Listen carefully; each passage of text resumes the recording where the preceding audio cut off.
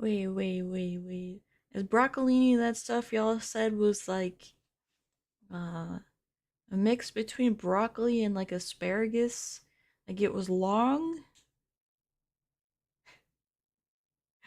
Don't mind me. I like my broccoli long. Long and skinny. I've never seen it in real life. Only just discovered of its existence today. Not today, frickin' recently. This week? If 1 plus 1 equals 2, why does 1 minus 1 equal 1? You tell me. You tell me, Buster.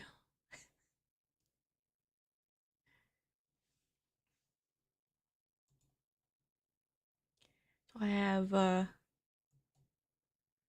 interesting one to do today. I decided that I would commit to making corn.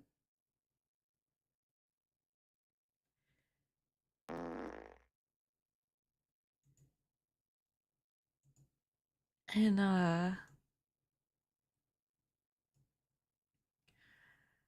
kind of at a crossroads here because I can make just the corn in the husk, like slightly peeled, which I think would look cute, or I can make like the whole plant, and I feel like the whole plant would make more sense, but I don't know.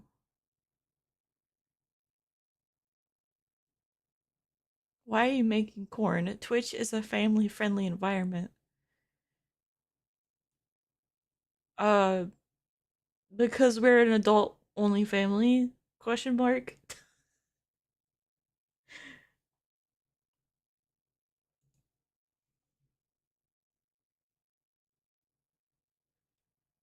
So I could do the leafy doos.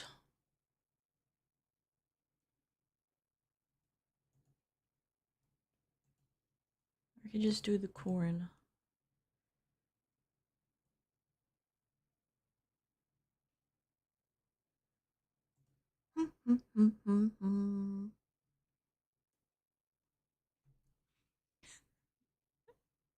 True, corn is only allowed on Twitch if you're a flesh tuber. Yeah, I forgot. I forgot that Twitch hates VTubers. Oh, my cat has the zoomies. Jesus. I don't even know if I really like count as a VTuber.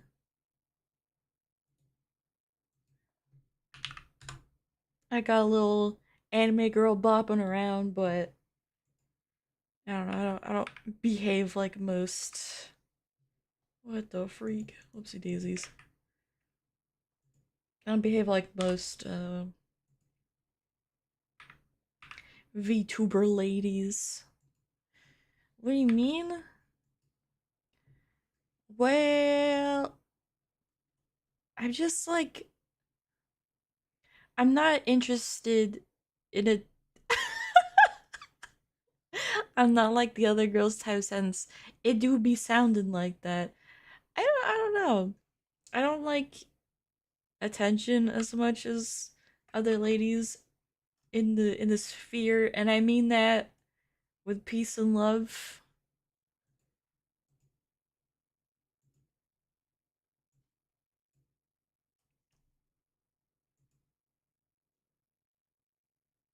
You don't? I bet I'm closing the tab.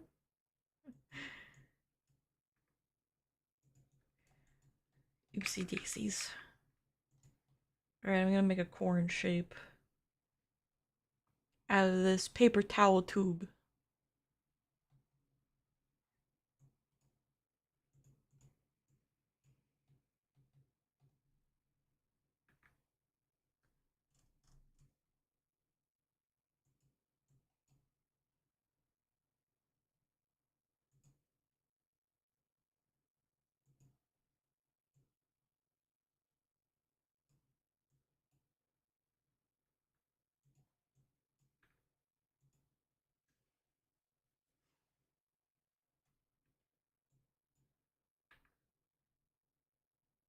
I mean, that do kind of sound like I'm not like the other girls.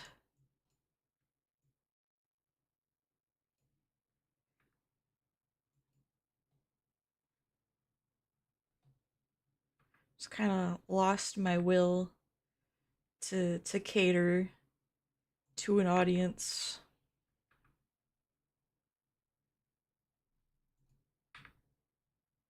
in a particular kind of way.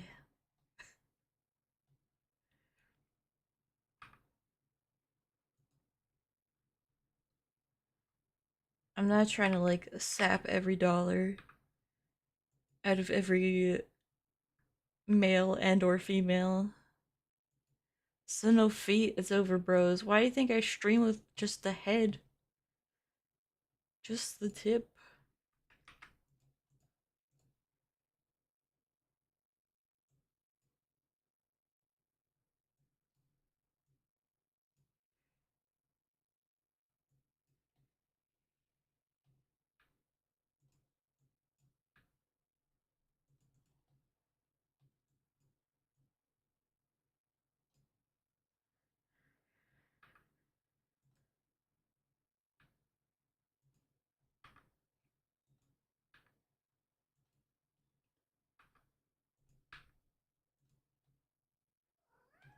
What?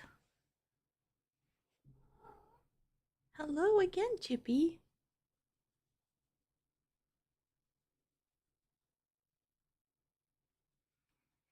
I guess I'm at a point where I'd rather yap with buddies and share my art.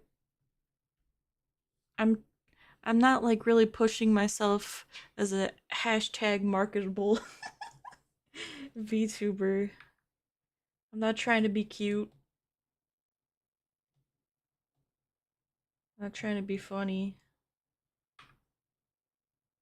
I'd just be out here being a goober.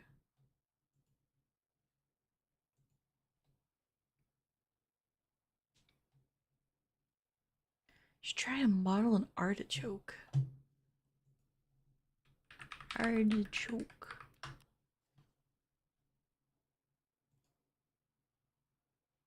Well, after my experience with asparagus yesterday, I don't know that I want to. That that do be looking like a big asparagus tip.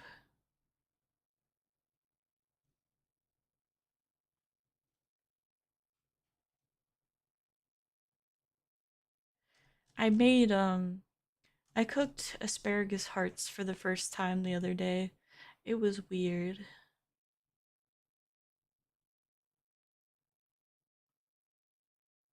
I don't even know what that is. I always thought it was a fish. Glub glub. Glub glub.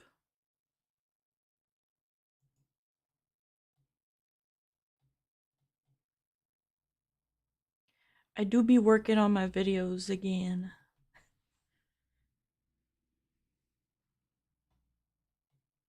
Some of the scripts I thought were kind of weak, TBH. So I spent a little bit of time rewriting them.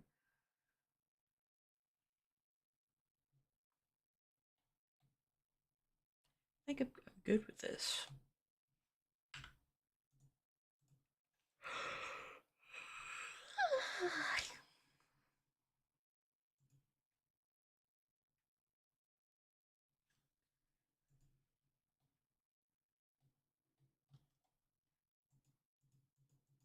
I'm gonna rip the seams.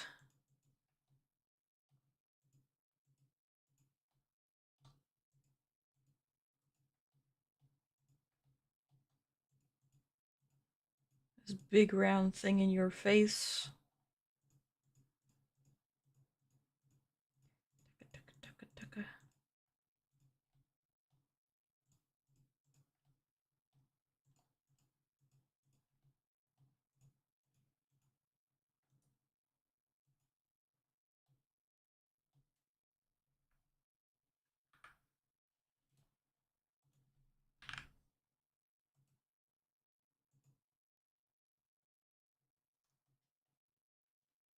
Well, well, well.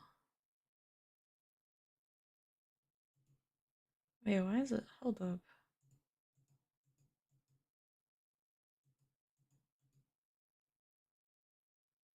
Okay, I guess. Not my preferred method, but okay.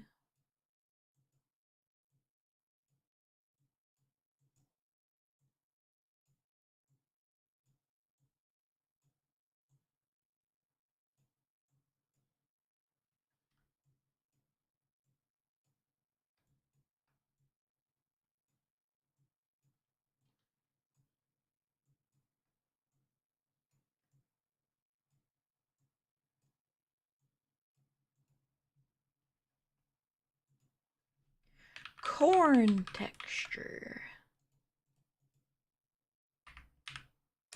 Hope it doesn't give me any trouble, cause I'm banking on the texture to work for me with this.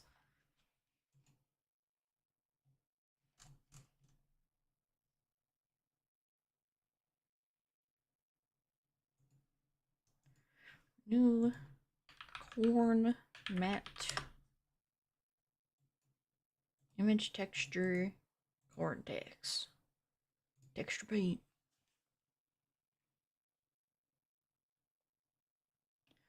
Isn't the texture of a corn a camera? I, d- I don't know what that means.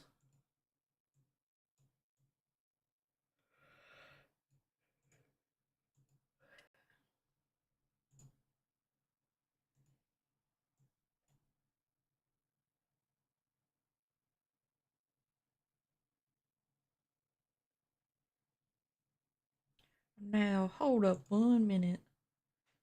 So these are both the top. So I'm gonna scoot them this a ways. Actually.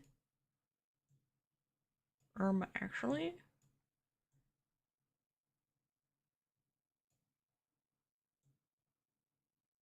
You know what? Can I rotate these?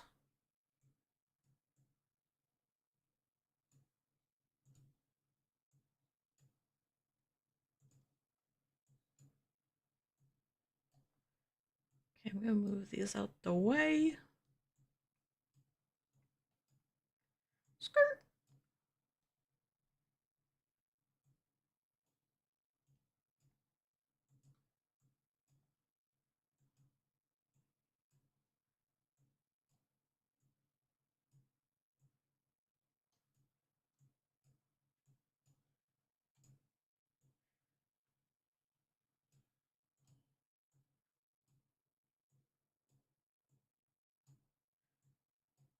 Guess that didn't make quite the difference.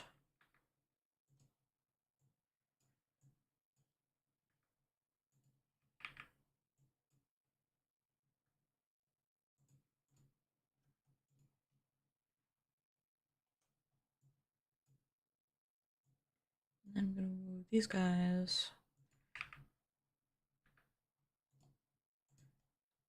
below them.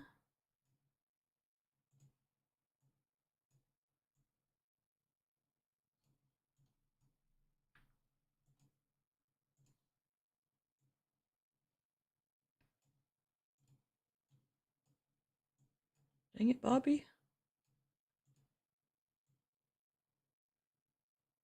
Dark one, and then the light one. Whatever. Close enough, I guess.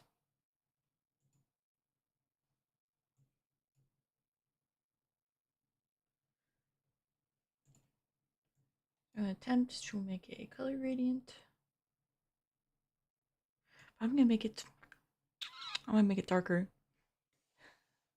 That's a cucumber. It sure does look like one, right? Meow.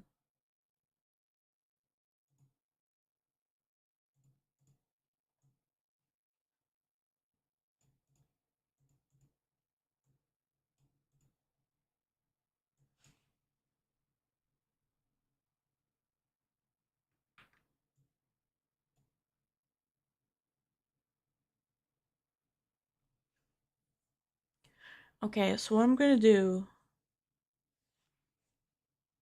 is I'm going to paint on the corn kernels. Which may be kind of but well, that's the only thing I could think of.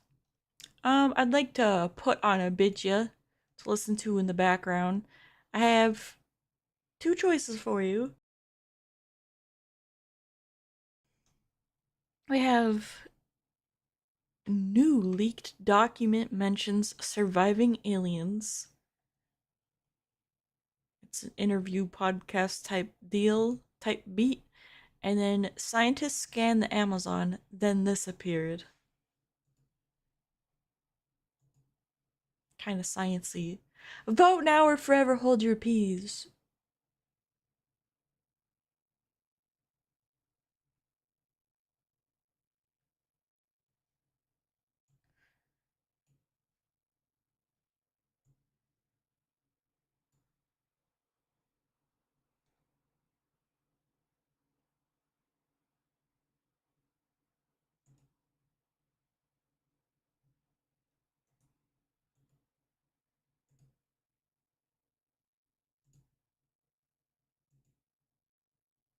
Good morning. Good evening. Boop. Okay, let's see if this is interesting. It's one of the least explored places in modern history. But beneath its towering trees and twisting vines lies the memory of a hidden cityscape. A web of buildings, gardens, roads and canals, centuries old, swallowed by the wilderness itself, and for a while, lost completely. But what was once forgotten is now being rediscovered. Satellite imagery and laser scanning techniques have combined to bring a new version of the Amazon to life. Amazon. A rainforest that's been shaped by humans for thousands of years, not only through spectacular buildings, but by manipulating entire ecosystems, networks of creatures that we're only just beginning to untangle. Those creatures make up 10% of the world's wildlife species, and a new plant or animal species is discovered every other day in this great forest. But these aren't the only treasures hidden in the Amazon. Whatever came of the lost city of El Dorado? El Dorado! I'm James Stewart and you're watching Is Astro real? Earth. Join me in this video as we venture People stare the self-subject to find a different story of the Amazon. I just From woke the up, early get explorers it? that Funny left joke. clues centuries ago, to Funny the modern joke. science finally deciphering the code to uncover the true secrets hidden in the rainforest. And we'll be answering one big question. What still might be waiting to be found?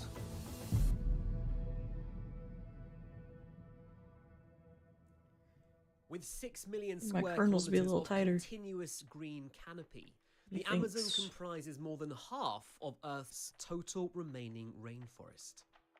For It's a very centuries, long European coconut. explorers spread rumors amongst themselves that there was a legendary wealthy city deep in the Amazon. They called it El Dorado, the city of gold. In 1542, I watched that movie Spanish once. conquistador Francisco de Orellana reported traveling down the Amazon and finding vast rich lands, with farms, villages, and even large walled settlements. But when others later followed his route, they found only impenetrable jungle and small groups of hunter-gatherer tribes. Scientists assumed that Orellana's story was just that, a story, nothing but the fanciful dreamings of a gold-hungry conquistador. But the search for El Dorado did not stop there, and actually it lasted for more than a century. Established explorers like Gonzalo Pizarro, Philip von Hutten, and even Sir Walter Raleigh all led separate expeditions from 1541 to 1617. The result? Well, nothing but disaster, death, and the further conquest of the indigenous people. But the allure of finding the unfindable endured well into the 20th century too, when British explorer Percy Fawcett became obsessed with finding the riches Orellana had described centuries earlier. I heard fueled Fawcett. by the fire of one main objective, to find what remained of a lost city he called Zed. He focused on the western Amazon in Bolivia and the southern Amazon in Brazil, but found nothing. Along the way, he did encounter indigenous people, but found them living in small villages, a far cry from the huge cities the rumors had promised. Huge shitties! Rather than deter him, this seemed to spur him on even more. He even wrote to his wife in a letter that she need have no fear of failure. Yet, on the 29th of May 1925, on his 8th Amazonian expedition, Fawcett headed into the jungle from a place somewhere in the Mato Grosso region of Brazil known as Dead Horse Camp, never to be seen again. For decades after this last hurrah, really, scientists concluded that this place was simply too hostile, too inhospitable for humans to thrive, and was largely just an expanse filled with exotic flora and fauna. Feedback among the scientific community was that the rainforest soil was so poor, it simply could not sustain large-scale farming, and therefore cities were impossible. But they were all missing something that actually Fawcett had been onto. Because it turns out that's a no. That's a no. Maybe he was looking Huge for the nope. wrong things. Now, up until this point, the rainforest had done a pretty phenomenal job of camouflaging its secrets. But just 5 years ago, everything changed. Scientists finally found the lost cities of the Amazon, because this time, they had something these explorers didn't. They had lasers. Lasers? Yeah, no, not what pew, I was pew. expecting to say either, but this is pretty amazing. In the end, the tool that cracked open this mystery is LiDAR. Light detection and ranging, or yeah, essentially, lasers. LiDAR works by sending pulses of laser light out towards objects and measuring the time it takes for the reflected laser beams to return. And with a bit of maths, as speed is distance over time, and we know the speed of light, we can then work out the exact distance to those objects. Over vast areas, taking lots of measurements, that means we can generate precise 3D information about Earth's surface. And in rainforest archaeology, that becomes something almost magical. You can scan the canopy and then remove it digitally, and then see the ground like the forest isn't even there. And what it revealed was astounding. Now, I should quickly say, LiDAR doesn't show us ancient civilizations on its own, but it does show us shapes, microtopography, geometry, the fingerprints of organized Earth moving. Then the archaeologists go in and do their bit. They excavate, they date stuff, they test the story the terrain is telling. But as a first step, LiDAR is like looking into your attic with X-ray vision and finding that family heirloom you thought you'd lost without opening a single box. And in the Amazon, it did not disappoint. In 2022, using this new airborne technology, archaeologist Heiko Hummers and his colleagues mapped settlements associated with the Casarabe culture, which thrived around AD 500 to 1400 in the Llanos de Mojos region of Bolivia. But this wasn't just a splattering of small villages, it was an entire system. They had found a hierarchy, a landscape engineered for humans. Two main sites stood out from the LiDAR imaging data, enormous in area, 147 hectares and 315 hectares respectively, the size of nearly 400 soccer fields. The sites were embedded in a 4-tier settlement system with incredibly advanced architecture, including platform mounds and conical pyramid-like structures. Hoping that looks better. Straight causeways ran for kilometers, and canals and reservoirs formed a water management How did lasers exist? I'm assuming he means in modern times. Tropical form of urbanism, Or so a way I of hope. living, and a city built from the rainforest itself. And if one hidden city had finally been uncovered, then the question was unavoidable. What else was hiding? The answer lay in Ecuador. In early 2024, a science study using the same LiDAR techniques revealed a dense settlement network in the Upano Valley of Ecuador, along the eastern foothills of the Andes Mountains. The work, led by archaeologist Stephen Rostein and his colleagues, integrated decades of field research with LiDAR mapping. And with this combined knowledge, they uncovered the unthinkable. Within a 300 square kilometer survey area, they found more than 6,000 anthropogenic rectangular earthen platforms and plaza structures, connected by footpaths and roads, some 13 meters wide and surrounded by expansive agricultural landscapes and even drainage features. In other words, what they were looking at was not just a single lost city. This was a patterned regional network. They were looking at a hidden metropolis. The sheer scale of this discovery meant it was likely home to at least 10,000, possibly 30,000 inhabitants in around 500 BCE, with a settlement lasting roughly 1,000 years. And if you're wondering, by the way, how on earth we know that this was happening that far back, well, science has another trick up its sleeve to answer that question too. Enter Oxford's Radiocarbon Accelerator Unit. This team applied radiocarbon dating to organic materials to find out just how old this civilization was.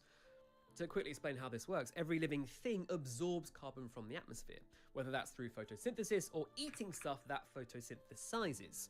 Now, most of that is your regular carbon-12, which has 6 protons and 6 neutrons, but a tiny percentage, about 1 in a trillion particles of carbon, is carbon-14, which still has 6 protons, but has 8 neutrons, so is slightly heavier. Now, living things aren't very picky about this, and will take in either type of carbon, really, but crucially, carbon-14 is radioactive, and so breaks down naturally over time. And what this means is the moment a plant or animal dies, the clock starts effectively. It stops taking in carbon-14, and as it decays, the amount of carbon-14 in the organism decreases. Its half-life, therefore, that's the time taken for half of the carbon-14 in a sample to decay, is around 5,700 years. As such, scientists can measure what percentage of the carbon in a sample is still carbon-14, and from that can calculate how many years have passed since that organism died, which is pretty clever.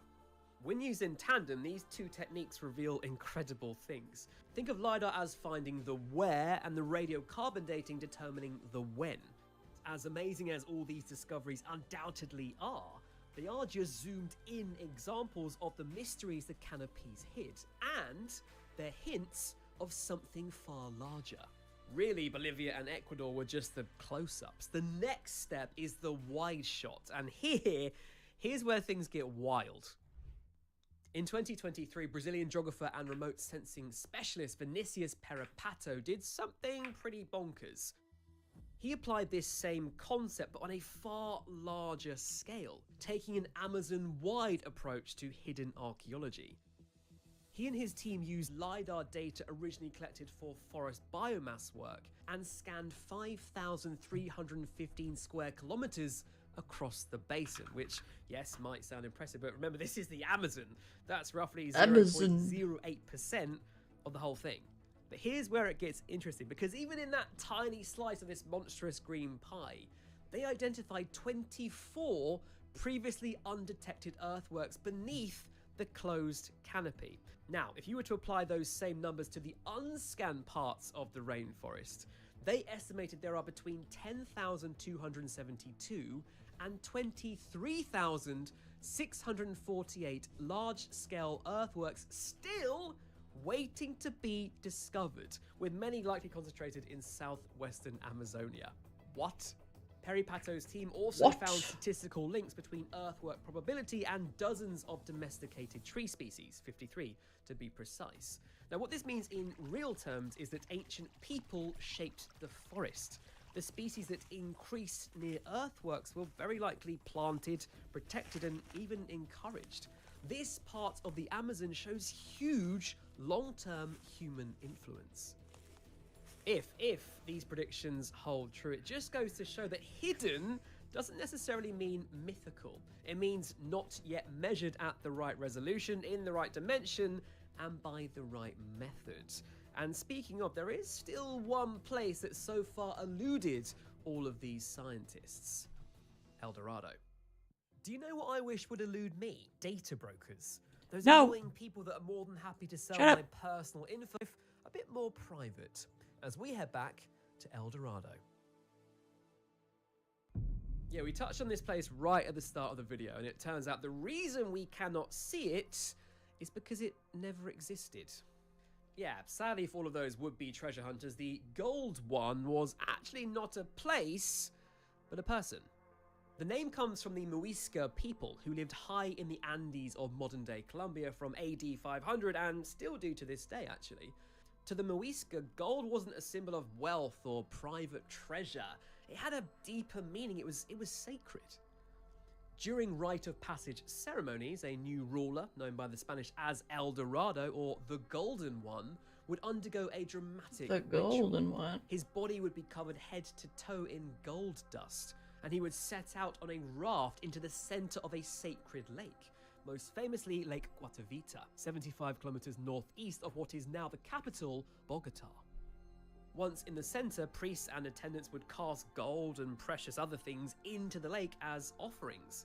Then, covered in gold, the ruler might submerge himself into the water and return to shore, with the remaining dust washed off his skin and remaining in the water. When Spanish chroniclers like Juan Rodriguez Fraile in the 16th century shared these second-hand stories, over many centuries, stories of immense gold offerings and dazzling ceremonies became more than just decorated leaders. They turned into a whole city full of treasure that Europeans just sort of reimagined. Soon the idea had taken on a life of its own, and just as cartographers redrew maps to include lost cities like Atlantis, the name El Dorado also started to appear.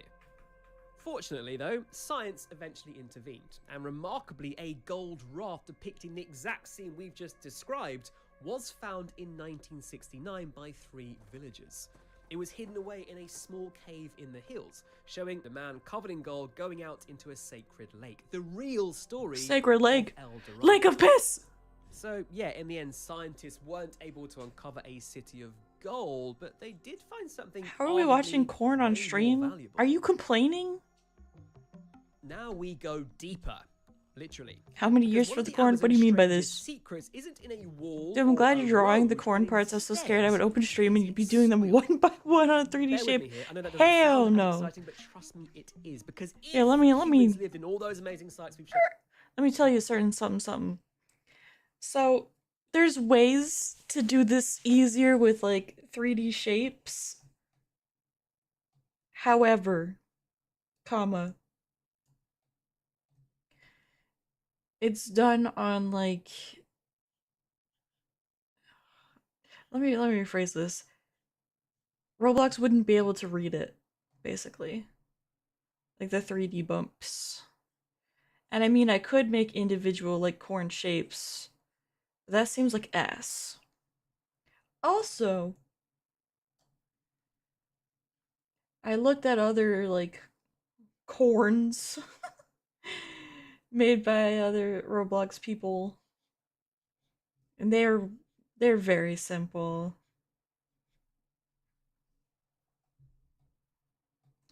If push comes to shove, I can make a normals and a roughness map, and that'll help give it a little bit of texture. Imagine roasting corn. How long will my computer handle? Saves the project.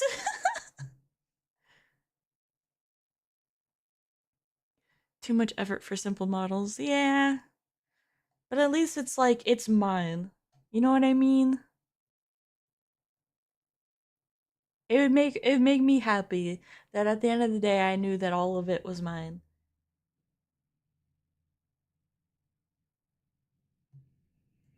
Showcase in this video, which does Also, seem hi very likely. Binky! How And did they hi exist everyone. How's despite everyone doing? Rainforest naturally poor and nutrient depleted soil. How did they grow stuff? It's impossible, right?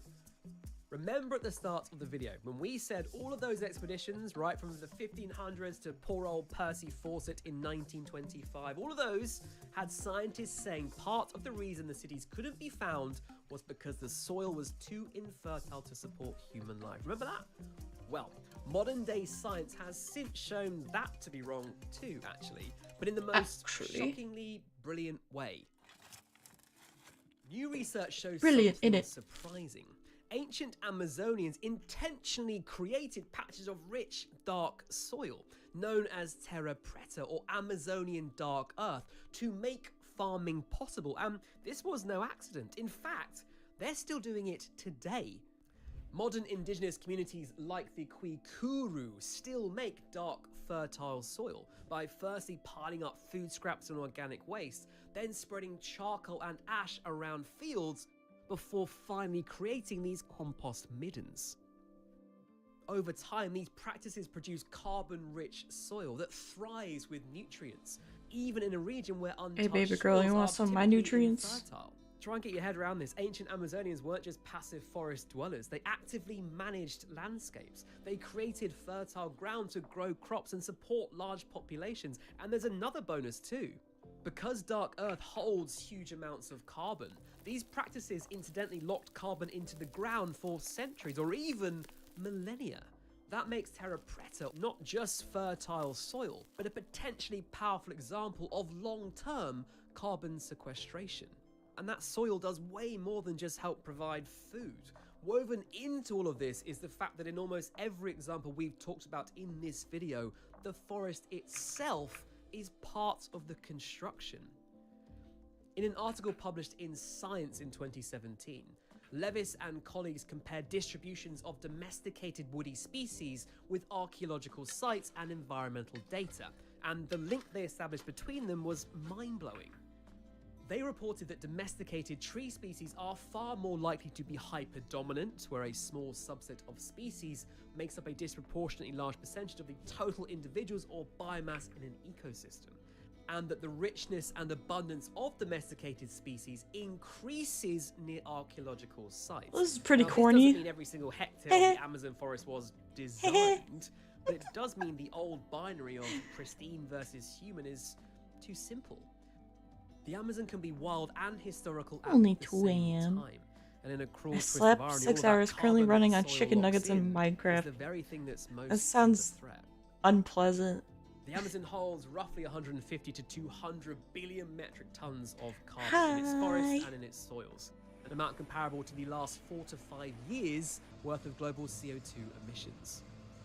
Intact Amazon forests work as carbon sinks, helping reduce the impact of emissions on our atmosphere.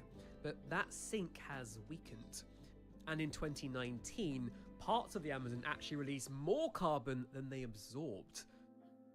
This means that if the Amazon continues to shrink, or indeed was lost entirely, the impact would be catastrophic, essentially releasing in the order of hundreds of billions of tons of carbon into the atmosphere, and dramatically altering regional and international climates. Recent data shows Amazon deforestation soared to more than 10,000 kilometers squared per year between 2019 and 2021, before enforced efforts to drive it down again in 2023 to 2025. Severe wildfires in drought years have also released large amounts of carbon. For example, satellite-based measurements found Amazonia emitted between 28 and 62 billion kilograms of carbon monoxide in 2024 from wildfires alone, approximately 4 times the Encoding average. sucks, rip. These trends underline that the Amazon's carbon bank account is being depleted, increasing risks of future climate impacts if not urgently addressed. What Which raises language one are big you question, learning? doesn't it? Encoding. What does the future look like? So far, we've only really covered the ancient hidden human elements in this gargantuan rainforest. But what about what else might live there? The Amazon's biodiversity is so rich it feels almost endless. 1 in 10 known species on Earth lives here. But how many more species are out there that no one's catalogued yet? I wish I could give you a nice round number to go off and continue your day with, but the answer is actually way more exciting. Well, at least to me anyway. Even the best estimates suggest that only 20% of Earth's species have been documented by Western science, with potentially millions more unknown and unnamed. Even in the last few years, new species are being uncovered every single HTML, day. CSS, The Royal Botanic Gardens media, in Kew query, reported that basics to make a 172 website. new plant Gotcha. and fungus species were described globally in 2024 alone, many of them in tropical regions. The same applies to animals too. A WWF survey found 441 new species within the Amazon rainforest over the span of just 4 years. That's roughly 1 new species every 3 days. It's staggering. In Wow. 2024 alone, scientists found a blob-headed catfish, a new marsupial in Peru, 3 new amphibians, and even a new species of anaconda, the northern green anaconda, casually the largest and heaviest snake in the world, all in parts of the Amazon rainforest. And, not for the first time, science is supercharging this process. Because we now have ways to sample the jungle without ever having to see the animal. A cutting-edge advancement in environmental DNA called eDNA means all we have to do is simply filter water when looking for genetic animal traces. A landmark 2016 study found that rivers act like conveyor belts of biodiversity information. In real terms, water samples essentially contain trace amounts of DNA from fish, frogs, even land mammals from upstream. So scientists can vacuum river water through a filter and then do DNA sequencing or PCR. This is called environmental DNA or eDNA. It's like fishing for genes. You pull up the filter and see whose DNA is there. And in 2026, they put this theory to the test. New snake. Caitlin Ramosa, an aquatic ecology Danger and Noodle looks so conservation derpy. scientist at Texas A&M University, and her colleagues developed a portable eDNA protocol to map Amazonian manatees. Now, these creatures were known to inhabit the region, but were very hard to observe directly due to the murky water and their elusive behavior, making them perfect for this study. So what she and her team did was filter water along the Amazon for 13 days, taking samples without even using a freezer, by the way. They use a special preservative. And amazingly, they still recovered manatee DNA. They found manatee genetic material at multiple sites in the central Amazon. What this means in short is you can essentially sit there on a riverbank, collect a couple of water samples, and later find out what elusive animals live upstream. It's a game changer. As we reflect on all the amazing things we've just talked about, a word of caution as we come to the end of the story here, as the picture of what's hiding becomes more and more clear. We must still protect what is vulnerable. The Amazon includes territories of indigenous peoples in voluntary isolation, some of which have never come into contact with the outside world. As such, you might have noticed when we reference the LiDAR articles, we do not name precise coordinates of sensitive sites. We must treat indigenous communities as living homelands, not just adventure backdrops for us to sit here and make videos about. So to wrap things up, what's hiding in the Amazon? The question I posed at the start. Not a single lost metropolis, not a single myth, but a layered reality. Evidence of ancient cities that only lasers can see. Soils that store human history for hundreds of years. Forests shaped by past cultivation, and species that remain invisible until we sample a river. To be honest, part of the reason I wanted to make this video was to challenge misconceptions. I've seen all over social media that 60% of the Amazon remains unexplored, and loads of stuff as to why that might be. But ultimately, and hopefully as we've shown, these landscapes weren't lost to everybody. Local communities and indigenous oral histories often remembered them in the stories of their mermaid ancestors or critters practices handed down over generations. Our modern scientific methods are just a flashlight, really. To shine a light on the whole picture, we must look at all the evidence around us, and then, well, we might find something truly incredible, like the city of El Dorado, or not. Let me know in the comments below what you think or even hope might still be waiting to be discovered in the Amazon, or maybe you don't like the idea of finding stuff, and sometimes the unknown, the hidden, remains the most exciting thing.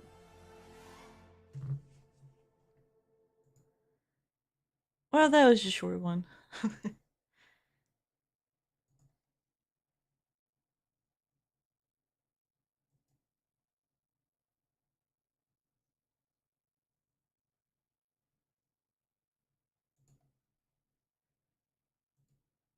Do I pull up the other one?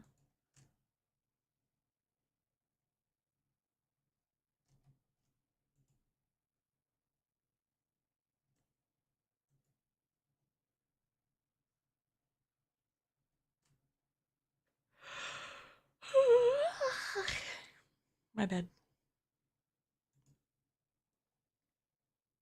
At Los Alamos National Laboratory.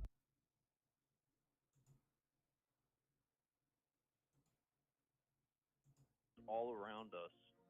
What's the other one? New leaked document mentions surviving aliens. Out. This is the everybody Area saw this. 52 one from yesterday, Incredible. but a different guy. And ever And not since about then, skinwalkers. I've been obsessed with the phenomena. Ramsey, Corbell, magician, investigator, artist, artist, smart guy, same. intuitive, Yeah, I mean, I could say a lot of the same things about you, sir. strong. Yeah, good at jujitsu. No, it was really bad. But I mean, I will. You do something 10,000 times more than someone else, Yeah, and you got a shot. it's the definition of a magician. Is what? Doing something putting an unreasonable amount of time into something. Unreasonable to who? To the common person. Who's that? Whoever you're trying to fool. Or just the people not doing it? Yeah, exactly. Okay. Same, one and the same. Do you try to fool people? Yeah, You of do? course, with magic. Yeah, absolutely. Okay. I mean, no, I think fooling them is a part of is one of the ingredients in creating wonder. But you don't always necessarily have to fool people. In fact, the best magic tricks is when people fool themselves. Oh, let me pause this. Oh, yeah, the government did say aliens were real. Find it difficult to believe if it's the government saying it. Let me tell y'all a little something, something. A little something, something.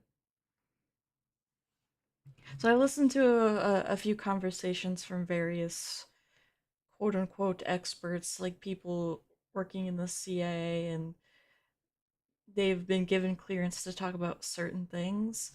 And basically, I mean,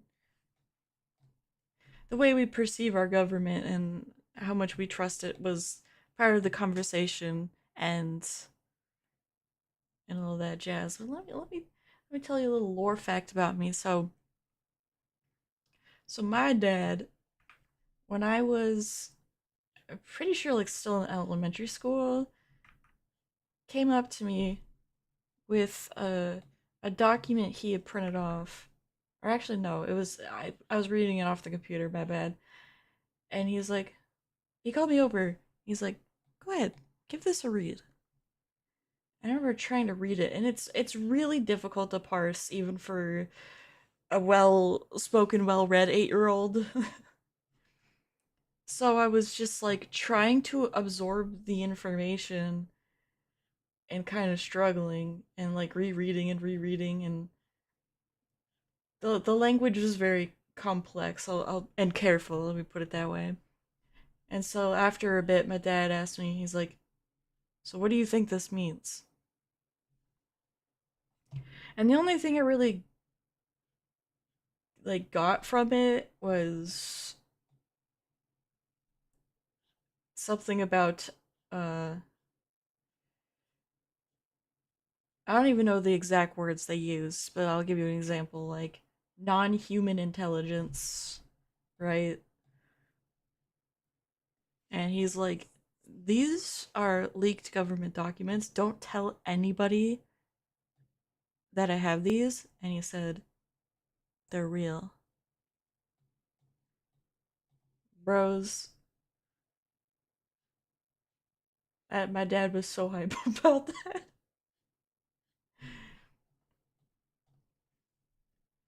But in my little 8-year-old noggin, I said, "Okay, cool." I didn't really care that much, to be honest. Like, yeah, it's very interesting and cool as a concept. The unknown, the mysterious, and the depth science can go. Like, I'm a science lover, a science enjoyer, especially when it pertains to like biology and I mean physics is interesting. Space, it's all very interesting. But it's not like it's gonna disrupt my little 8-year-old day.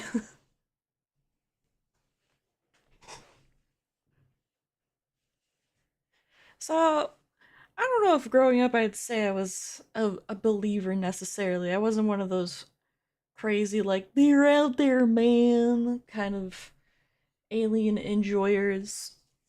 But I just kind of in my little noggin, I'm like, I mean, it makes sense. And if anything ever came of it, it'd be pretty cool, probably. I always thought that the concept that we would like go to war with these entities, or they'd be like malicious towards human beings, that concept annoyed the piss out of me. I hated it. I'm like, why do we assume? Why do we attach this inherently human violent nature to a form of intelligence that's so beyond our own capabilities to make it to another planet far away, right? That they're just gonna resort to beating their chests like gorillas and like killing us. Like, yeah, okay, dude. It's a horror movie, like, yeah, I get it. But just like the overall like concept, trying to like normalize the thought that like, oh, if we interacted with other intelligent life forms, we're gonna kill them, or they're gonna kill us. Bro,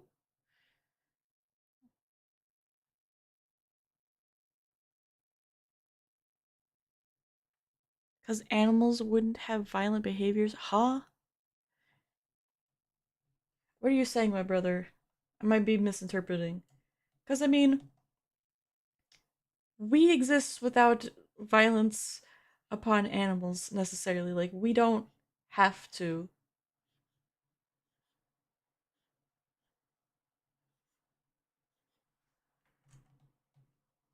And also, compared to all the other species on Earth that we know of, we're very different. Violent behaviors being inherently human. Let me let me let me correct that. It's portrayed in human ways a lot of the time, like guns and lasers. Pew pew pew. And there's that one alien movie. Well, there's several alien movies where like the aliens will like eat you or something.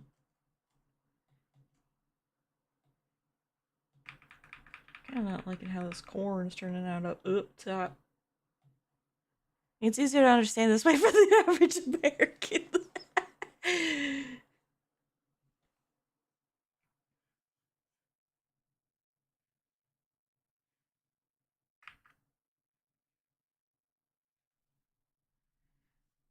I mean, I don't know. If they're smart enough to get to us, I don't know why we would necessarily resort to violence or a threat. Plus, my brothers in Christ,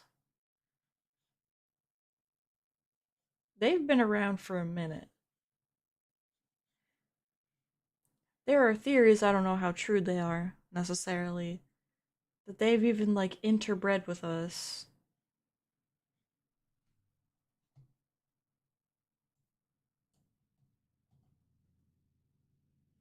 And we wouldn't know that they're there. Ooh, spooky. But let's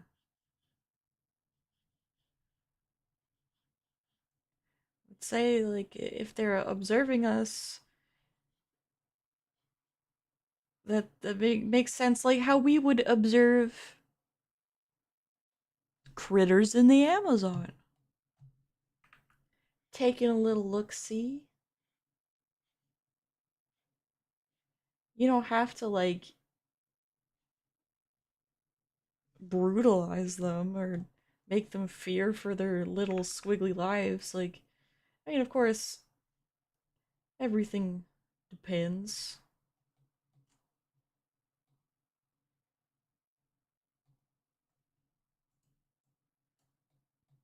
Are we feeling corny today? Look at this corn.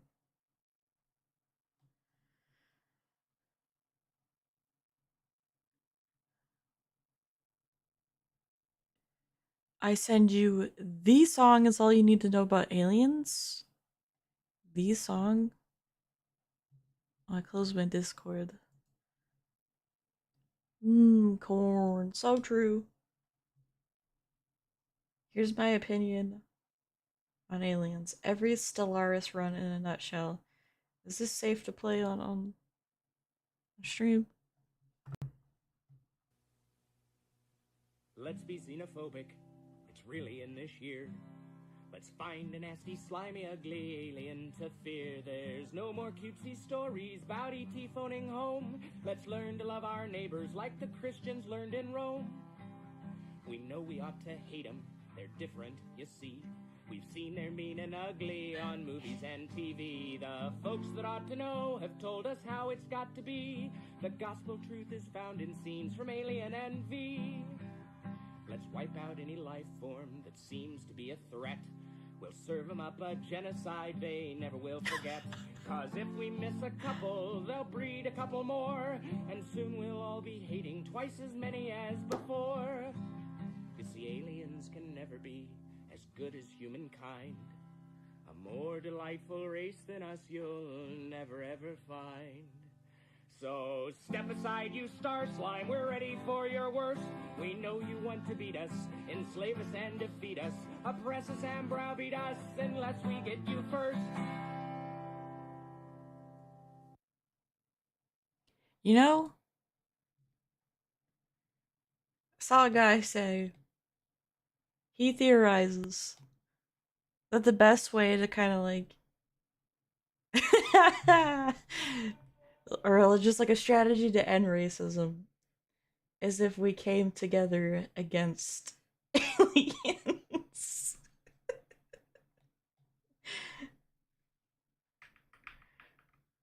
That's the song made me think of that. Why is every human space empire xenophobic? I mean, that's what I'm saying. Who's to say that they wouldn't just be chill?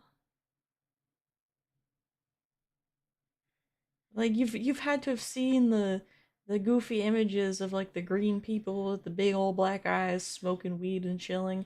I bet they're chill.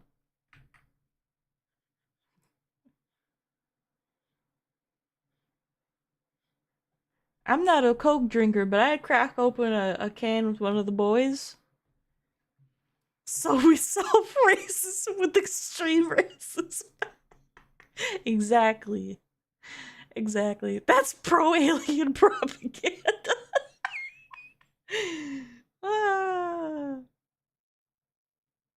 Mass Effect. Yuki is pro-alien. Gleep glorp.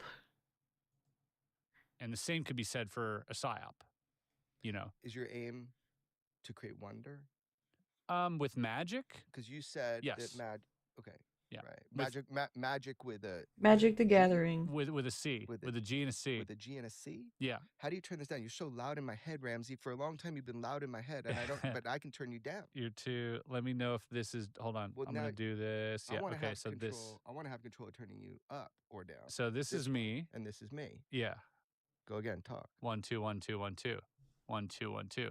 Yeah. Yeah. Yeah. You're loud, motherfucker. Right here. Right there's good. Ooh, that's like saucy. I mean, it's all good. Yeah, I like the headphones because they tend to lock you in. Lock There's in. an immersion. Played Magic today, Really nerd. Before, and I was like, oh, it's more freeing without headphones. But then the headphones makes it so that you're it's kind of like blind. Whenever I think of Magic the Gathering, I think of the guy that went around that one event. I'm not out there. For your ears, posing by the butt cracks. Yeah, I now am experiencing that. Yeah. Yeah, now you're aware of it. Well, now I'm here. Could you imagine how that place smelled? Thanks for coming to the quote unquote skiff. I know you've been in a real skiff. And tell me the difference between a skiff. I never, as someone who's never set foot in a skiff, what is it? Is it empty? Let's first be honest with everybody. Okay. You took me into a snow globe. Yeah. Okay. Just want to make sure we're honest with everybody. Yes. And then you did bring me into this skiff, fact? Yeah. Okay, cool. Okay, yeah. So your question was, what's the difference of a real skiff? Right, because usually people don't have to be in skiffs. And yeah, they don't bring their phones in. Yeah. It's a big one, I think. Oh, yeah. I wish I did. Yeah, they probably check your pockets though before coming in, huh? I mean, you go through, in some of them, there's an honor system. In some of them, there are metal What the hell is a detectors, and skiff, in some of them, anyways? there's more procedures done. Like, what does that even But mean? typically, if you're being brought into a skiff, they already know that you're not gonna be breaking the rules. They Right? assume. No, they make sure to know. I mean, I can only speak from my own experience. Right. My own experience is, I was never in a skiff where all variables that were controllable were not controlled. Right. On Okay. both ends. Right. And there's a lot of skiffs that I never went into. Is it stressful? In Warhammer, the whole point is there's no good guys. No. Oh. I think you answered. I think you just answered that question.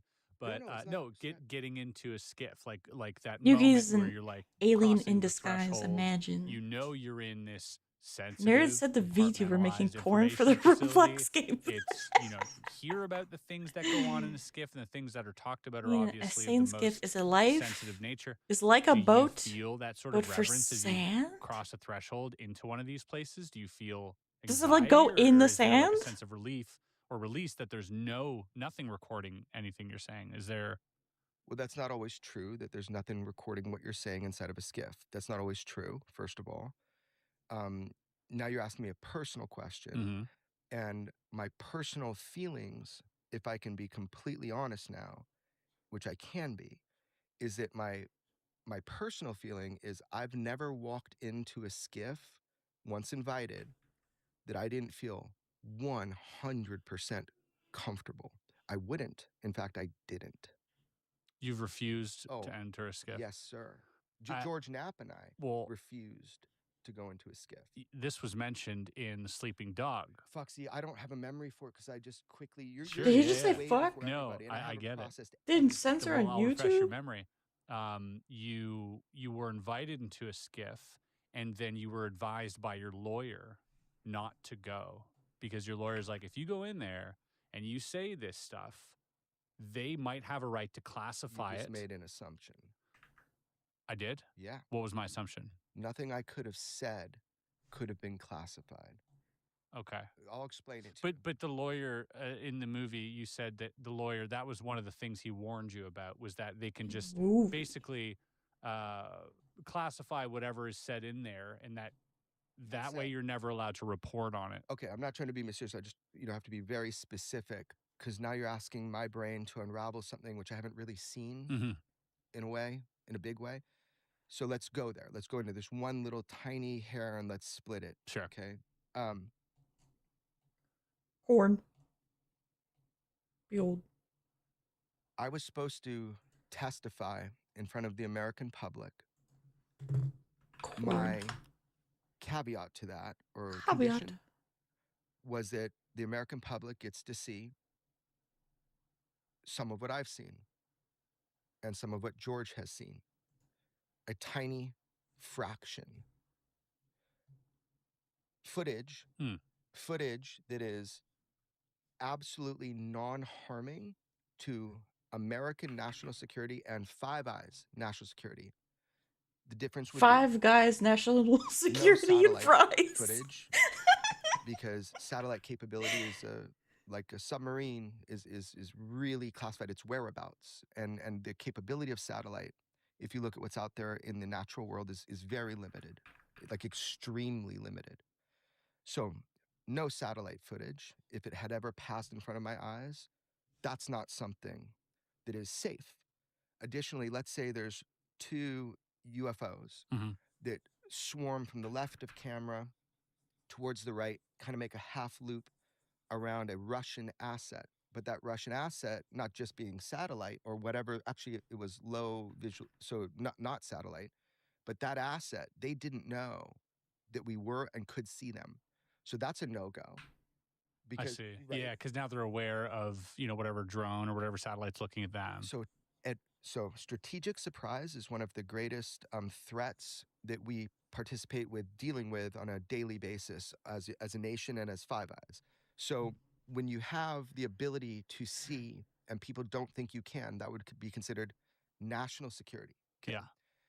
What I was intending to do, and I guess now I Dang said it. it a little bit in the movie, because the movie, remember, is a compressed amount of time. Of course. Yeah. So you get like the sentence that means the paragraph. So what I was talking about is I went through a lengthy many months process of this game of cat and mouse of like, okay, if I had seen anything that the American public should see, specifically 12 assets, I figure were, you know, Yeah. okay for people to see.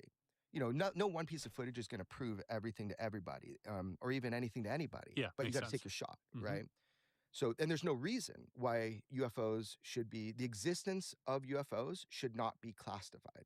Nothing about that should be Imagine if classified. aliens that did I can exist but think went of. extinct Now, and when we you get don't into find the out until eons locations and later. RIP. technology, 100%. Like, nuclear science exists, but can't Tech. give Yeah. you the codes What are on they how, right? talking about? So Erm. George Knapp and I were doing this dance of like, well, Okay, so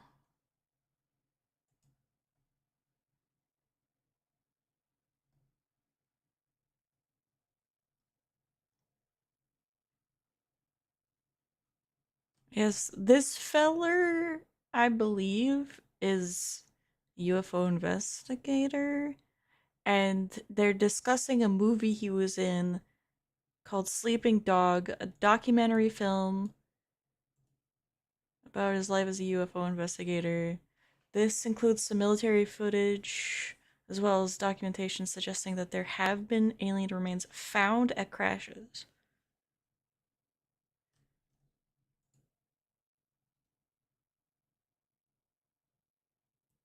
They're talking about legal shit. Why are they talking about space stuff?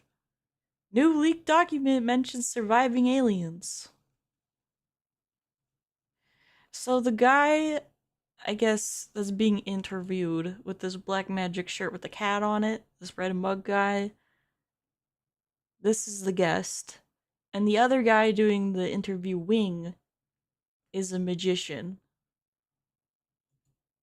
so I personally, You know about will as much as testify I that what I do. have to say is not important. So saying is not important for me. It is giving and showing 12 assets. Now, the thing is, and here's the dance. How do you get into a locked room? And you're a puzzle man, so maybe you figure this out. I couldn't. How do you get into a locked room with no electronics and No show what you think as a electronics. journalist? Because you don't got to ask permission as a journalist. You don't, but you can do a lot of harm, not just to yourself, to other people, to our nation, that kind of thing. So let's just pretend, how do you get into that locked room? And how do you show in front of other people's eyes if it passes in front of your eyes, but you don't have anything? Oh, that's an interesting conundrum. Because you can't have something. That's an Yeah, interesting I guess I never conundrum. thought about that. That's a really interesting thing. So, But they got to know that something is there. wait, so anybody who's been briefed on the UFO stuff has never been shown a video in a skiff? No, I didn't say that. When I'm working on UFO cases or alien encounters, the issue isn't just missing or blurry footage. It's that anything I try to recreate ends up being... Shut up. And if you guys want to try it out, No I ads. highly encourage you to check it out right now. I left the link in the description and let me know what you think about Higgsfield. And thank you to Higgsfield for sponsoring this video. What I said is, how I'm asking a question. If you're me Yeah. and you're George, Uh-huh. and you've said publicly to the world that footage has passed in front of your eyes, Uh-huh. but you don't have it, like it's not at your home. So Sure. if your home gets raided, it's not on your phone. So Yeah. if your phone gets taken, so you Oh, I have see. you have access, right? Because it's been in front of your eyes, and you I predictably could have understand. access. So how do you then? Because in order for me to testify, my condition is that the American public has to see what I want to show them, because my words don't mean shit. I mean, they do, but like that's not the point of why I got nothing really to say. Yeah, of course. So Am how I do you get upside in down? there What the freak? and bring something? Because by the time you're bringing something, you've got something. So you have There we something. go. Right. Okay, then let's say you're there. First of all, you're a journalist. The obtaining is fine. Obtain and release. I've never leaked anything in my life. Now, sure, people have leaked stuff to me and George, and that's a crime. That's a federal crime. It's got major punishment. And that's on whoever Punish leaks by stuff. That's nuts on you. No, it's in not. your My wife's mouth. kind of reinforced that to me. That you can't people make choices for better or worse, hopefully for better because they trust you. Sure. And the one thing I am worthy of is people's trust. So here we go. How do we get into that room? And then how do you show it if you don't have it, if you don't want to have it in there, because then you have it, all of that, all of that, all of that, All of that. All of that. All of that. can instantaneously be reverse classified, even though once it's in the hands of journalists, Yeah. it's already in the hands of journalists and they have a duty to the public. Yeah. Yeah, it's a right? tricky line. But me and George doing no harm Yeah, so to much national says fuck off. security is important to us. Mm-hmm. Now, one more layer, you tell me how you get out of this escape room, okay? So now I've got a conundrum. I don't need to testify to the American public, but if I did, they would see 12 things minimum, okay? So I'm told by national security people, after months and months and months of doing this dance, but also filling up the fucking people they're going to testify, going through this massive vetting process with each one, I brought almost every single person you've seen in the UAP hearing up there, almost have I directly facilitated their sitting there. Almost. So with that said, I've got this responsibility and I'm like, cool, let's see this through. Let's set this up. So we get notified that there is a skiff and it's under my terms and conditions, which is that these are the people allowed and must be in the room. And you tell me who you want, and I need to know their names now. Oh my god, I who they think I work hate for. him. And the This thing about them is bearded guy? they know that if they tell me a lie, I will find out. Mhm. And that's been the bane of the existence of the DOJ and everybody. What is this give? You don't even know? Okay, hold on. What is a skiff?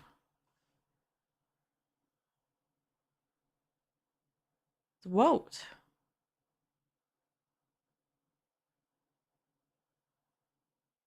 Small, lightweight, open boat. Any variety of essentially unrelated styles of small boats.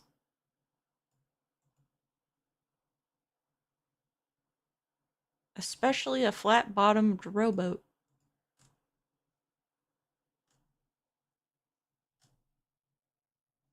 Oh, this... What's this?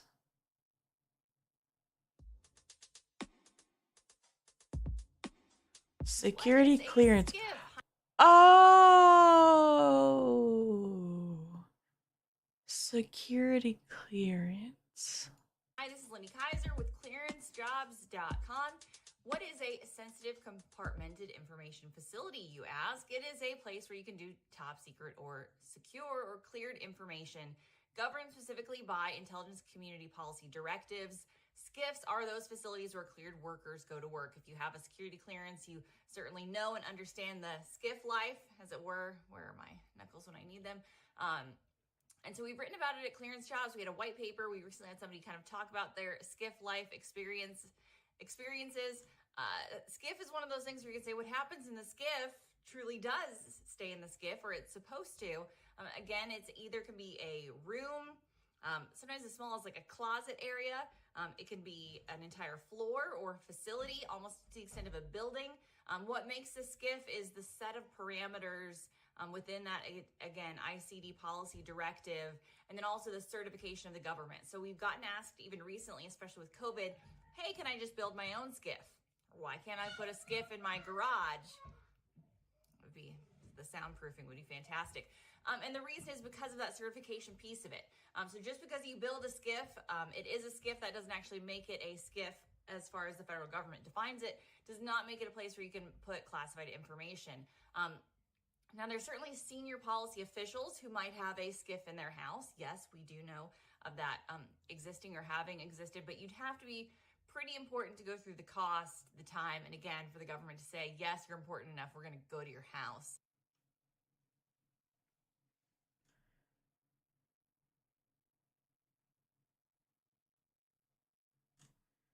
Well, do we want to try something else, bros? Are we bored? Are we frustrated? I wish it would like just skip to the interesting parts.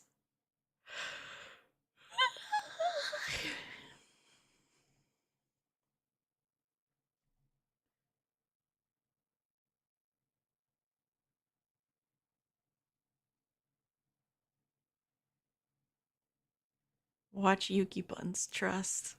I don't know that I could stomach watching myself.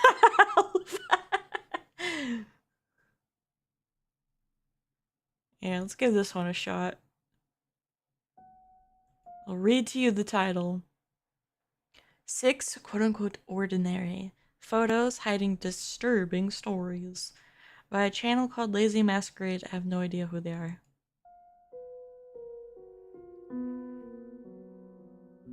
Okay, we got a Google playing a piano.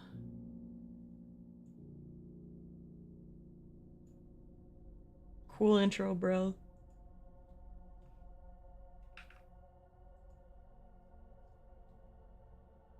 On April 12th, 2026, 10-hour a loop of Baby 59-year-old, by Justin Bieber. identified I'd as Lou, rather it was traveling KMS. through the Vietnamese province of Dak Lak I love these in his kind of old types of farm videos. truck. Me too. In the vehicle alongside him were his two Sometimes grandchildren, they're ass. 12-year-old Lum and 10-year-old Tien. Yeah. Since there wasn't enough room in the cab for 3 people, little Tien rode in the truck bed. At 2:46 p.m., the trio came to a railroad crossing, one not set up by train officials, but by local residents. This picture shows them as they were part way over the tracks, but it wasn't taken by someone passing along the same section. Horrifically, it was captured by the dashcam of an SE9 locomotive and shows them from the train's perspective a split second before it slammed into them at high speed. Yep. The impact catapulted the truck into a grassy field. Both the grandfather and the 12-year-old sustained fractured bones and abrasions and were rushed to Phu Yen General Hospital for treatment. They both survived, but little Tien wasn't so lucky. The collision sent him flying through the air like a ragdoll. He traveled more than 10 meters before hitting the ground with extreme force. He likely died instantly. In the aftermath, the train conductor was absolved of any fault. He had sounded his horn repeatedly for 13 seconds in the lead-up to the collision, and immediately applied the emergency brakes when he saw that the truck was beginning to cross, despite his warning. Online, people have been debating whether the grandfather was unaware of the approaching train, or was simply impatient and tried to beat it over the tracks. That's Being dangerous. generous, maybe he Trains didn't and see the dash train cabs, because that's it my was same obscured by reaction, these dude. trees. Maybe he didn't hear I the had horn no with the noise of idea. his own engine. Maybe he just didn't realize how close the train was. I suppose those are all possibilities. Not that they'd absolve him of any fault. Horror He should have still been ASMR. careful. But perhaps the accident occurred. That's not what it's because like the grandfather was to careless or pig-headed, but rather talk because he to was me in criminally voice chat reckless. when it's like Turning late back and I'm to the shot of the tired. truck, if we zoom in, we can see that the grandfather was sitting on the right-hand side of the vehicle. The thing is, in Vietnam, steering wheels are situated on the left-hand side. Though the image quality isn't crystal clear, many say that it's enough to prove the grandfather was in the passenger's seat, and they did not only let 12-year-old Lum drive the vehicle, but had directed her to do so over a particularly dangerous train crossing. Though damning if true, that much remains speculation. An investigation into the incident is ongoing. Ongoing. Sheesh.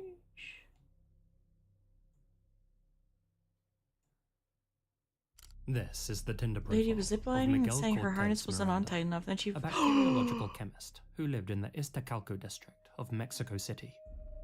The Mind you, curated it's always a photos and woman. accompanying blurb painted the picture of an intelligent, mild-mannered, and compassionate man. He worked in various laboratories, spoke 3 languages, was an outspoken vegan, animal rights activist, and feminist, Swipe and left. dabbled in the arts, acting in stage plays, and writing poems. To those swiping past, Diabolical. Miguel would have appeared to be a cultured, respectable, and above all, normal individual. That perception would collapse on April 16th, 2024. On that morning, Miguel entered the apartment of his 17-year-old downstairs neighbor, Maria Jose Castillo Calles. Security cameras captured him approaching Maria's door. Damn, I moments can't after her win. mother, Cassandra, left to run a quick errand. According to Miguel, he had snuck into their unit several times in the past, but on this occasion was surprised to find it wasn't empty. Maria demanded that he leave immediately, and though Miguel insisted that he hadn't come to hurt her, he later claimed his mind went blank. When Cassandra No. returned shortly after, she found Miguel inside her daughter's bedroom. No. standing over her lifeless body. No. In a panic, and not wanting to leave any witnesses, Miguel stabbed Cassandra in the neck and back, and even attempted My to push neck, her from the my window. back. Cassandra scratched at Miguel's face and screamed to the people below for help. Thankfully, neighbors who heard her cries managed to restrain Miguel before he could escape the building. They held him until the police turned up. But although they arrived in time to save Cassandra's life, it was too late for Maria. Look at the smirk on that She'd been dork. overpowered, stabbed, and asphyxiated. When investigators entered Miguel's apartment, the nature of the case shifted almost immediately. Laden throughout the flat were personal items and ID cards belonging to 20 women. Some of them were officially missing. Some of them had been found dead years prior, 20. and some were still alive. More disturbingly, they found 5 human skulls, bone saws, a box containing bones and congealed blood, and diaries in which Miguel detailed his crimes. According to the police, Miguel had been operating as a serial killer for over a decade and may have disposed of his victims' remains using acid from his lab. Oh my god. Officially, only a small number of victims could be confirmed through forensic evidence. Miguel himself would later suggest that he had killed more than 30 women. Many of his victims were people from within his immediate environment. Neighbors like Maria, friends like Amirani Roblera Gonzalez, co-workers like Viviana Elizabeth Garrido Ibarra, AI images. and girlfriends who he met through his Bro favorite hunting doesn't group, need imagery. Tinder. He tells the story with his One voice. suspected victim of his, He could have a Karen black Anonymous screen and Balthazar, it'd be fine. had been found dead in 2018 after her 21st birthday celebration. The party had been held in Miguel's apartment, and after the festivities, he offered to walk her to the subway. She was never seen alive again. Again. Another, Claudia Andrea Aguila Sanchez, had been dating Miguel for only a few short months when she was found lifeless inside her own apartment in December 2019. Despite obvious signs of foul play, such as her phone being missing and someone accessing her bank account after her death, her COD was chalked up to respiratory arrest, and the authorities chose not to investigate further. Due to laziness, or incompetence, or in all likelihood a mix of both, they failed to connect all of the missing persons cases and femicides back to Miguel. Following his arrest, netizens tracked down Miguel's Facebook profile. There, they found photos that he had posted, showing him alongside one of his confirmed victims, Frida Sofia Lima Rivera. When she had disappeared back in 2015, everyone assumed YouTube that could she be had returned to screwy live with her using a parents black somewhere screen, no else. different visuals. Nobody suspected I that the see. mild-mannered chemist pictured with her had anything to do with her sudden vanishing, even when, 4 days after she went missing, he changed his Facebook profile picture to a weeping sugar skull. On that same profile, users found a poem which he had written, titled, "I Will Miss You." At the time, none of his friends saw it as anything other than a creative writing exercise, but in hindsight, many now believe that it was written about Frida. "Some time ago, I saw you die. You died buried beneath small shards of glass. Your skin was stained with blood, and your body changed hue to a scarlet red. I placed you on an altar and cried at your feet. I decided to stay with you, or rather, with your lifeless body. For a moment, I believed you would run to meet me, with your hands raised to embrace me, but it wasn't so. I thought you would take my hand, but it never happened. He's I a even freak. believed that when I was beside you, you would give me a shy kiss, but I only believed it because it never came to pass." During questioning, Miguel remained composed. He spoke calmly and eloquently with investigators, and didn't display any kind of visible panic. A psychological assessment described him as a narcissistic and arrogant psychopath who craved attention, and noted that he was frustrated he wasn't receiving fan mail. To try and increase his notoriety, Miguel later called the relatives of his victims from behind bars and taunted them. That included Bro's the family mad of that he Maria didn't get Jose. fan mail. Her sister, Fernanda, What a reported cuck. how on April 10th, 2025, Miguel had somehow contacted her private number. Through the line, she called him a killer, to which Miguel reportedly laughed and then coldly stated, "Yes, I may be a killer, but I don't regret a single thing I did to your sister or the other women." Frustratingly, before the case could be fully examined in court, it came to an abrupt close. On April 13th, Sometimes I get gifted 2025, a sub to a the channel same I day don't he was follow. Why scheduled is to Twitch like attend a that? hearing, If you like Miguel Cortez participated Miranda at was found all, unresponsive inside his think isolated cell, having fallen you could from his get bunk. gifted, He was taken to hospital, but was pronounced dead hours later. even if you don't follow. Doctors later said that the cause was, quote, intoxication that led to cardiac arrest, though it remains unclear what the intoxicant was or how he had obtained it. With Miguel gone, there was no trial, no complete reconstruction of events, and no definitive answer to the most important questions of all, like how many lives did the monster of Iztacalco really claim, and how many of them did he lure in using these very photos?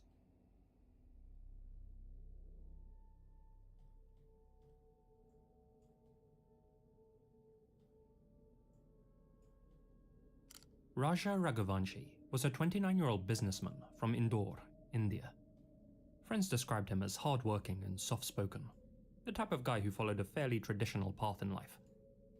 On May 11th, 2025, he tied the knot with 25-year-old Sonam Raghuvanshi in an arranged marriage.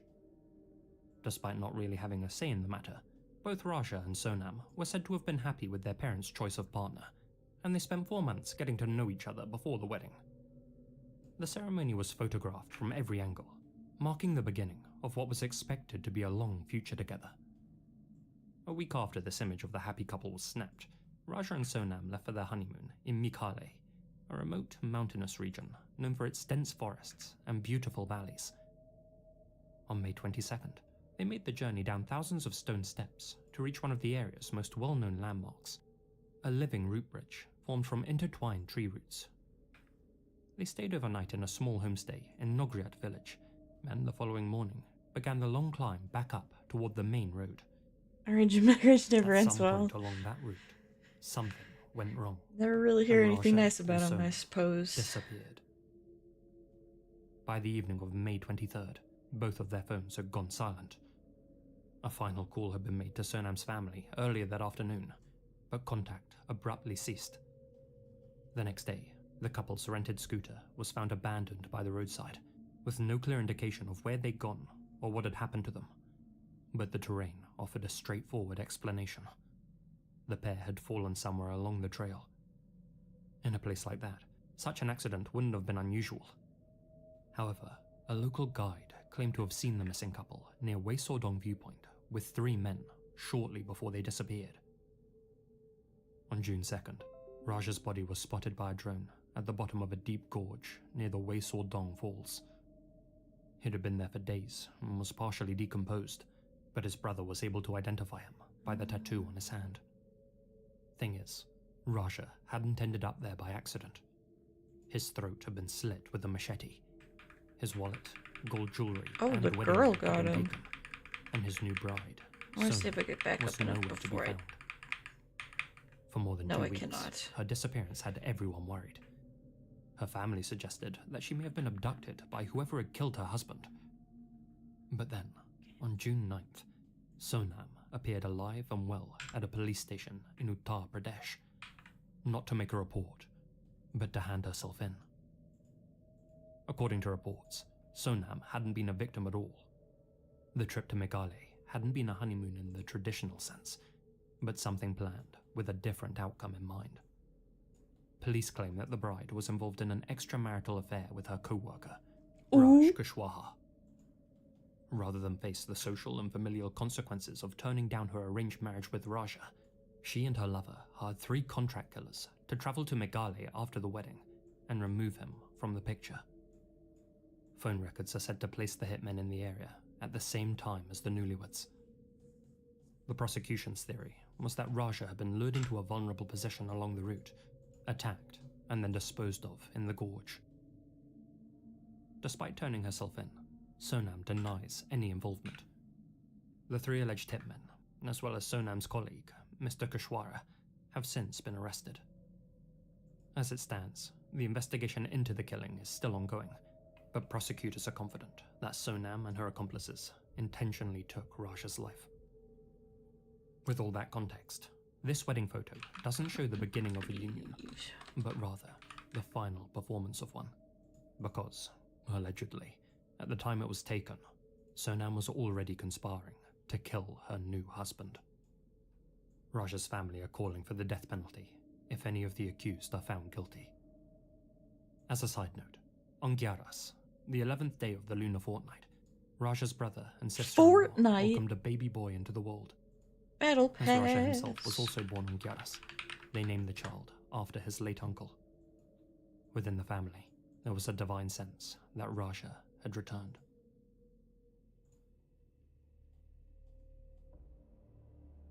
Just shit on my ass. This message is sponsored by Raycon. With the weather turning nicer this time of year, I like to get out of the house as much as possible. Shut up. Thanks Raycon for sponsoring.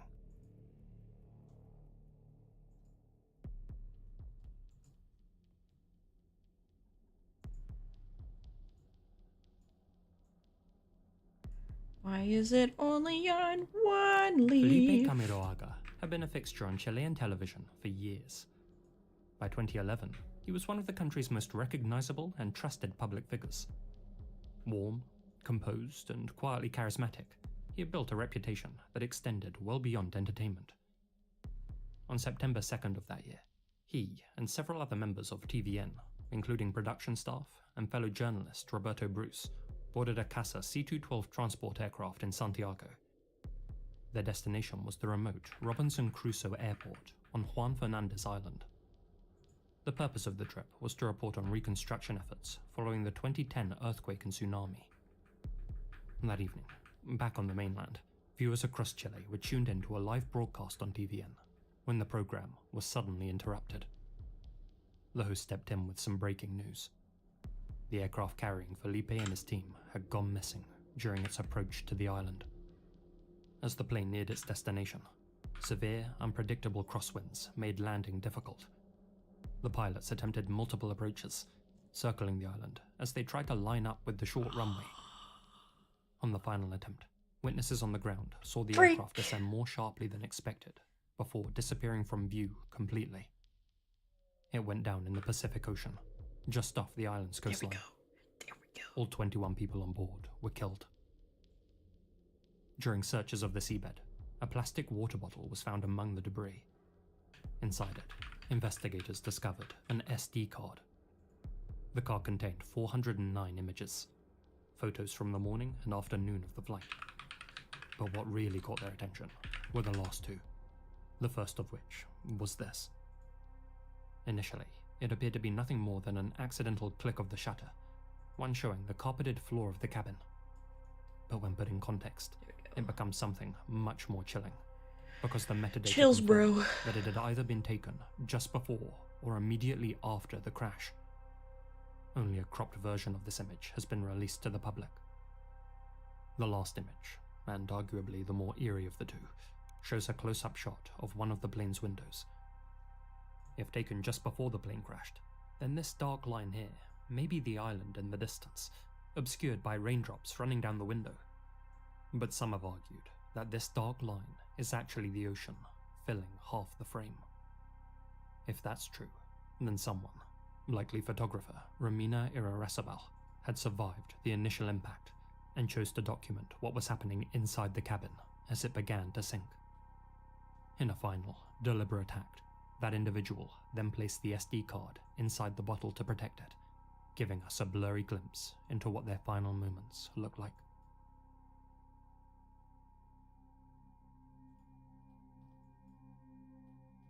The freak.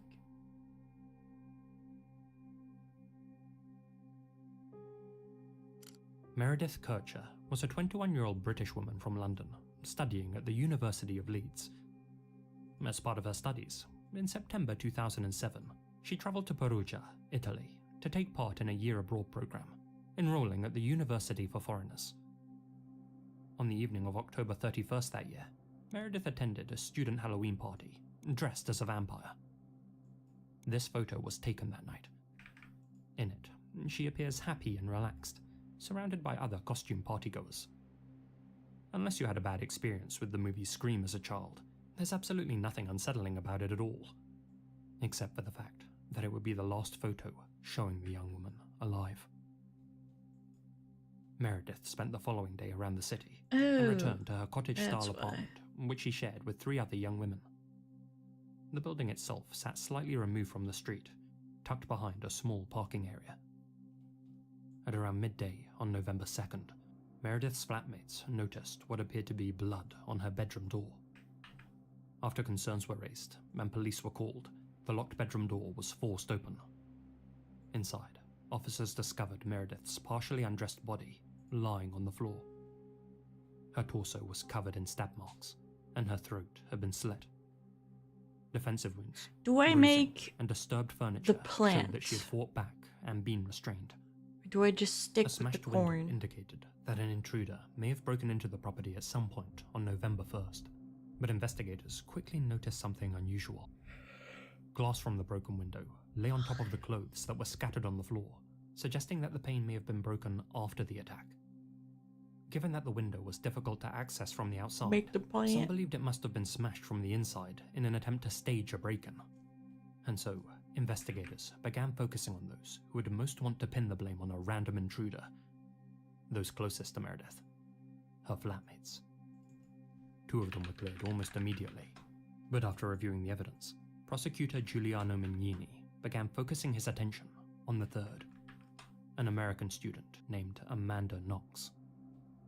Mignini developed a theory that the killing had been the result of a group sexual encounter that had spiraled into violence, and that the culprits were Amanda and her Italian boyfriend, Raffaele Sollecito. From that point on, the investigation focused on trying to support that theory. Both Amanda and Raffaele were subjected to prolonged and highly questionable interrogations. Amanda, who was only 20 years old at the time and navigating the situation in a foreign language, was questioned overnight without a lawyer present. During one of those sessions, she signed a statement that appeared to implicate herself and her employer, Patrick Lumumba, a man who was promptly arrested. He spent nearly 2 weeks in custody before being proven completely innocent. Amanda later said that she had only signed the statement out of confusion and fear. Despite the lack of physical evidence tying Amanda and Raffaele to the murder, prosecutor Mignini continued to push his narrative. He pointed to inconsistencies in their accounts and Amanda's unusual behavior at the station, noting that she was doing cartwheels and splits. He failed to mention that this behavior occurred during long breaks between interrogation sessions, and that people in stressful situations don't always react in predictable ways. Still hung up on them being responsible, Mignini and co. tried to find any physical evidence that would link the couple to the slaying. They used luminol to reveal footprints in the apartment, said to match Amanda and Raffaele. Given that the couple spent a lot of time in the apartment, that was hardly surprising, and follow-up testing failed to confirm the presence of any blood. They also found a knife, which they claimed had Amanda's DNA on the handle and Meredith's on the blade. However, the DNA was only present in trace amounts. The results weren't reproducible in independent testing, and questions were raised about whether the knife actually matched the wound dimensions. A month and a half later, detectives found a clasp from Meredith's bra in her room, which supposedly had Raffaele's DNA on it, though it's worth noting that it had been improperly handled and tainted. To top it off, the staged break-in theory turned out to be questionable too.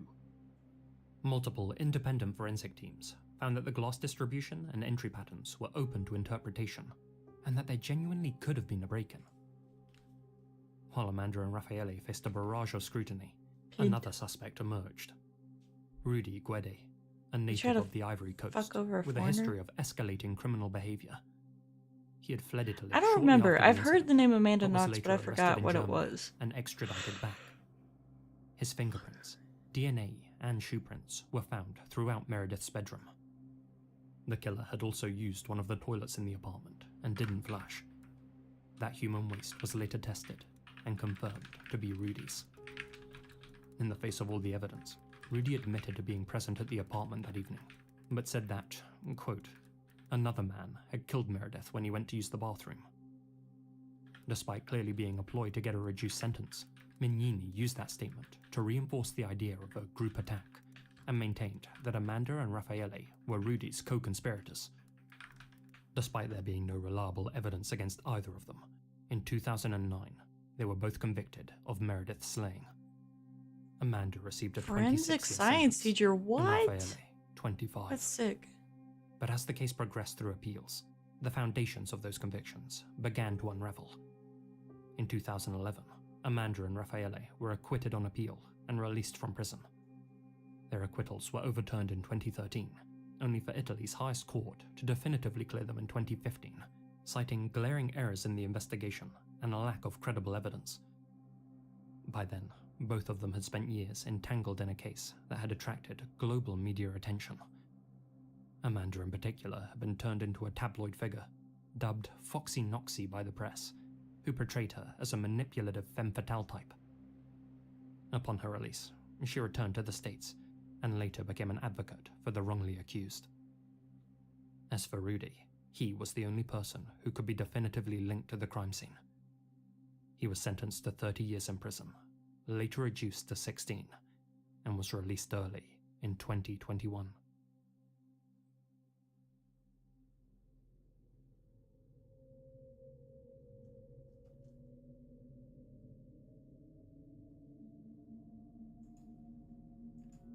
I'd like to end this video with a bittersweet update that's been a long time coming.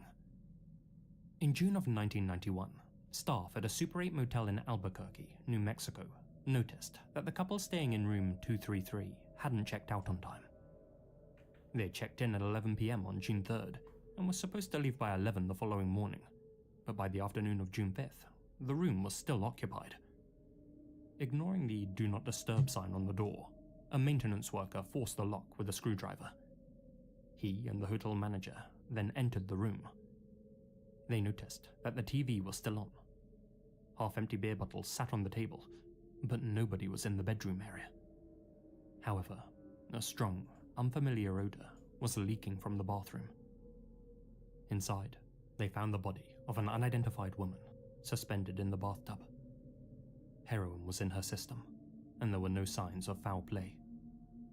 Despite having been deceased for less than 48 hours, the New Mexico climate had accelerated her decomposition. As such, forensic investigators could only estimate that she was between 18 and 35 years of age. Among the belongings found in the room were 2 suitcases filled with women's clothing, around $500 in cash, a set of drug scales labeled George Martinez, and this small, uncanny photo booth picture showing the woman smiling beside an unidentified man. Investigators believe it was taken shortly before her death, and that it was likely the last taken of her while alive. Since there were no items left behind at the scene with which to identify her, the authorities dubbed the woman Bernalillo County Jane Doe. Now they were determined to give the Doe back her real name, and the best way to do that was to find the last person who had seen her alive. From the bottom. A Super 8 clerk confirmed Started that from the bottom, man in now the we're photo here. with the doe was the same man she had checked in with. According to their registration slip, his name was Eduardo Collin. Eduardo. Although he provided a fake license plate number, that name turned out to be real. Even so, it took investigators years to track down where he lived. By the time they did, Eduardo had already passed of natural causes. But that's when things took a strange turn. When detectives showed his wife this image, she confirmed that Eduardo wasn't the man pictured. The clerk had been mistaken. Eduardo's partner also said that she had no idea who the woman in the photo was either. With their main lead now dead in the water, the investigators' case turned cold. That is, until 2021, when the actual man in this picture contacted investigators. His name was George Martinez. Apparently, his sister had recognized his face and name in a YouTube video covering this mystery and urged him to contact law enforcement. In an interview with investigators, which was brought to light by the Butterfly Effect True Crime podcast, George said that the doe's name was Becca, though he said that he didn't know her surname. She was apparently 18, and possibly from the Reseda or Sylmar areas of Los Angeles County. According to George, he and Becca had dated for 2 or 3 weeks in LA, where she had just aged out of the foster care system. He described her as outgoing, friendly, and street-savvy, but said she also had her demons, because, growing up, her father abused her. George and Becca's relationship didn't last, but they remained on good terms. A few weeks after separating, Becca had flown out to Albuquerque to be with George's brother-in-law, Eduardo Collin. George didn't have a problem with that, and as a sign of goodwill, drove her to LAX himself. The photo booth image, he claimed, was actually a Polaroid he and Becca had taken together before she flew out. Becca reportedly thought that she would be moving in with Eduardo when she arrived in Albuquerque, hence all of the luggage found in the motel room. But according to George, Eduardo had different ideas about their arrangement. Eduardo had a common-law wife and kids, and was just looking for something casual on the side. George speculated that Eduardo may have confessed this to Becca at the motel, broke off their relationship, and left her there alone. Neither George nor Eduardo ever heard from Becca again. Following this tip, internet users began referring to Bernalillo County Jane Doe as Becca. Her case became one of the most well-known unidentified decedent cases online, covered by almost every true crime and mystery content creator, and discussed across hundreds or maybe even thousands of forum posts. In large part, that was because of this now infamous photo of Becca. The harsh light, wide-eyed expression, and distorted angle give it that uncanny valley quality that sticks with people. Netizens enhanced and altered the blown-out picture to make Becca look more natural, as she would have done in life, and an AI reconstruction of her full body was released by Albuquerque police. Databases were searched, yearbooks were scoured, yet nobody seemed to be able to match her to a missing persons case. Thankfully, technology has advanced to leaps and bounds in recent years, and in December 2025, medical investigators contacted Ramapo College in New Jersey and asked them to conduct a genetic genealogy investigation, which they agreed to do pro bono in an effort to finally bring this case to a close. A forensic sample from Becca's body was sent for DNA extraction and whole genome sequencing. This allowed forensic experts to build a family tree using individuals already in the genetic database. By January 2026, they identified a likely match who showed all the genetic markers of being Becca's half-brother. The FBI and APD were able to locate that man's father in Ventura, who confirmed that he did indeed have a stepdaughter named Becca, who he hadn't seen since 1991. They weren't close, and she had reportedly left for LA and cut contact with the family. Since she had left voluntarily, they hadn't reported her missing. This stepfather confirmed that his son, Becca's half-brother, was also living in California, and directed investigators to his house. There, they took a direct DNA sample. The results were a 100% match. And so it was that after nearly 35 years without a name, Becca Doe was finally identified as Rebecca Malagut, born March 4th, 1973, in Tacoma, Washington. She was indeed only 18 when she died in that motel room. Her identity was discovered on what would have been her 53rd birthday. Since then, other photos of Rebecca have been released, showing what she looked like prior to leaving for LA. If nothing else, the fact that her Polaroid with George was found on the table may offer us a glimpse into Becca's emotional state that fateful night. To internet users, this was an eerie photo, which drew attention to Becca's case. But to her, this was likely a memory that she clung onto in her darkest hour. She undoubtedly had a rough start in life, had just endured a betrayal, was far from her friends and lifelines, and may have believed that nobody cared about her. But in the years that followed, thousands of strangers proved that they did, and have worked tirelessly to give her back two things which she had lost: her name and her story.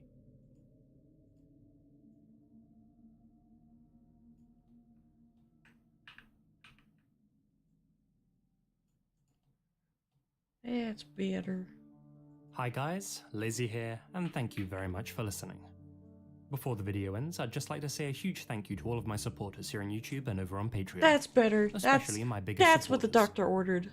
Gina Valera, Connor Lotham, Hamish, Alana Pons, Azrael Warakai, TNS Mum, Jeff, Hamish. 10 chilling photos with disturbing backstories. More photos with backstories.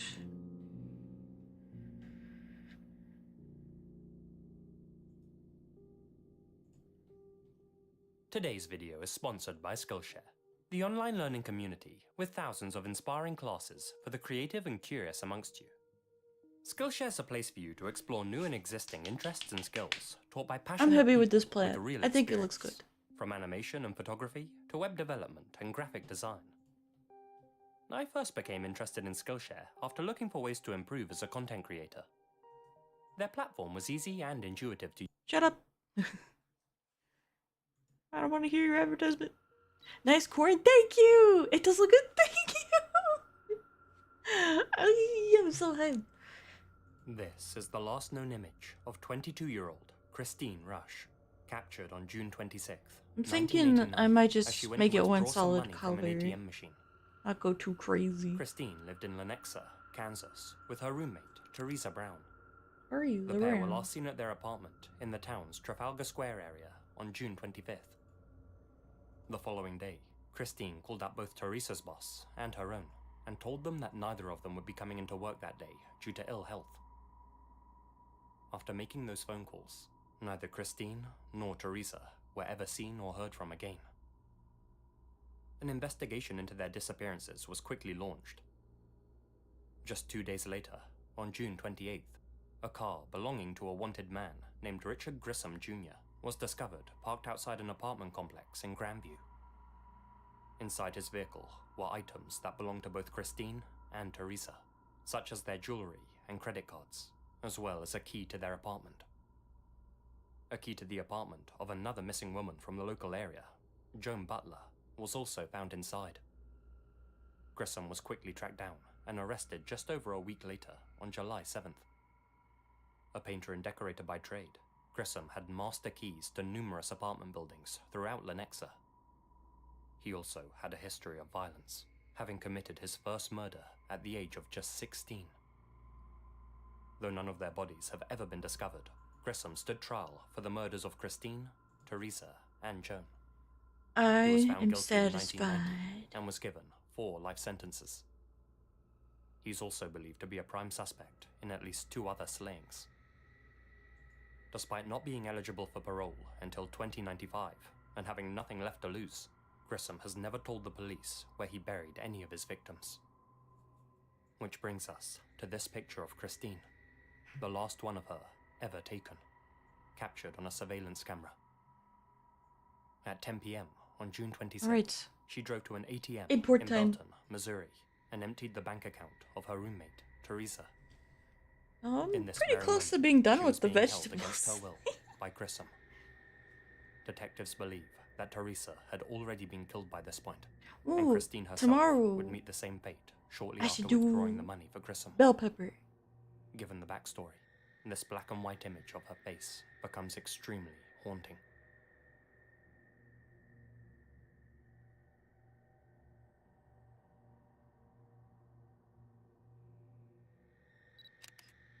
Dale Kerstetter worked as a maintenance man and security Dale. guard at Corning Glassworks in Bradford, Pennsylvania. He was last seen at 11 p.m. on September 12, 1987, caught on CCTV walking with this man in a balaclava. That night, $250,000 worth of platinum piping was stolen from the plant, taken from the room that the masked man was leading Dale towards in this picture. Not long afterwards, the masked man exited the room alone, dragging with him a large black bag. Dale was never seen again, and to this day, his body has never been found. Looking at this image, it's easy to conclude that Dale looked directly into the camera as a plea for help, a way for him to communicate to whoever would see it later that his life was in danger. Poor feller.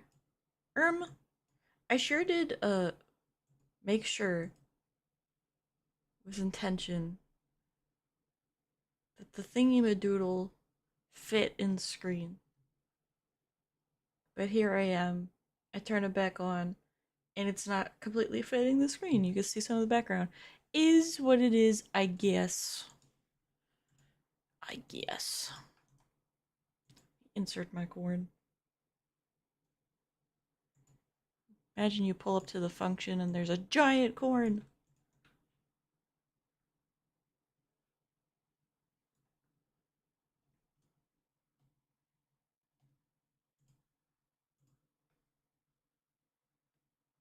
Coop. Corn.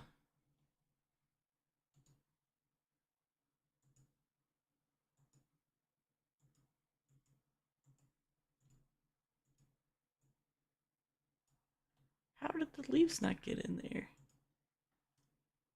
Get in there. Get in the corn.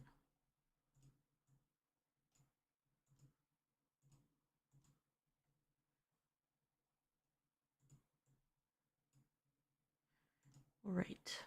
This one. Wait, what the fuck? In the corn. Thank you.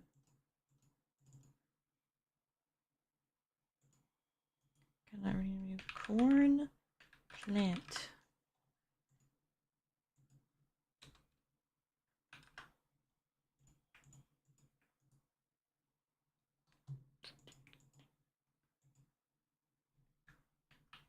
Corn.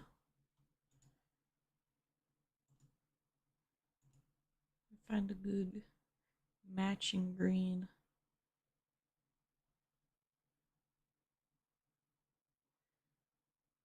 Well, sure does not match any of them. I'm getting closer. I forgot to solidify the leaves on the corn. On the top. Fuck. Fuck.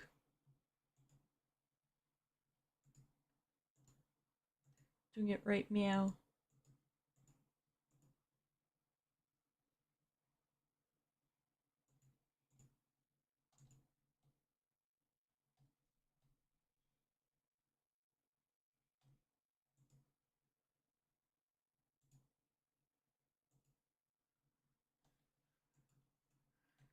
I'm just gonna do a cute little re-import.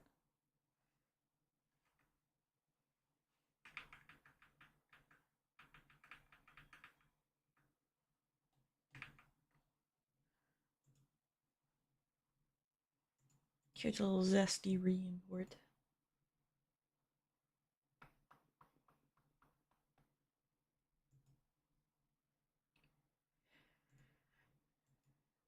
And let there be corn.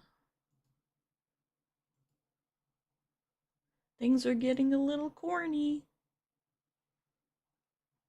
Giant totem corn. How many veggies are going to be added in total? Let me think. There's going to be as well bell pepper, cabbage, lettuce, okra, 2 different types of beans, and wheat and barley if you count those as veggies.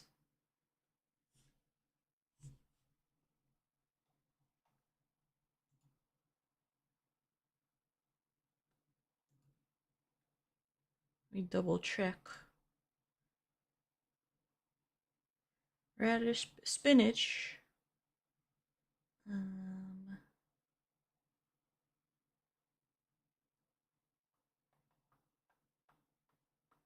Zucchini. Okra. Yeah.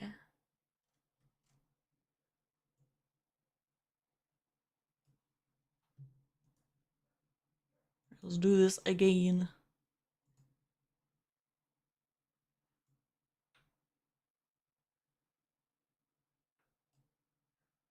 Group it. Corn.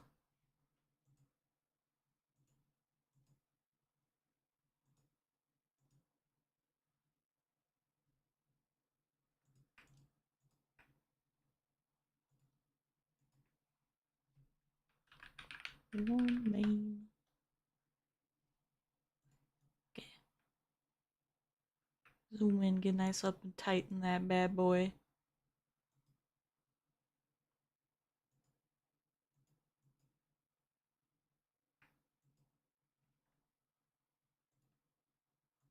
Change it to that, and then I'm gonna eyeball it. Make sure it's the same green.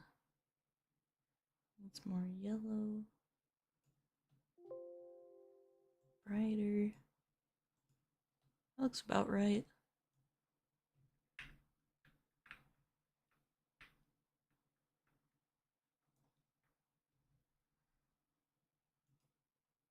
tweaking.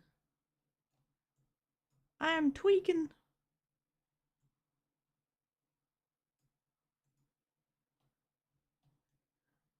Yeah, that's the stuff.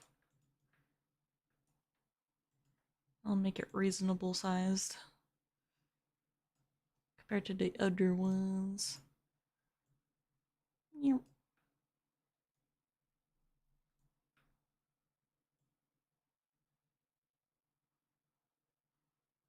Be like this.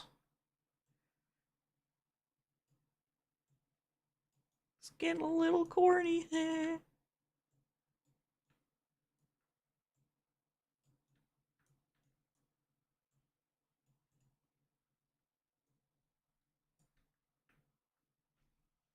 Alright, so here is the full lineup.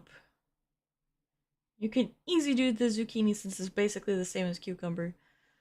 Kinda. I'm gonna make it less pimply and a little bit darker. But like the same shape almost.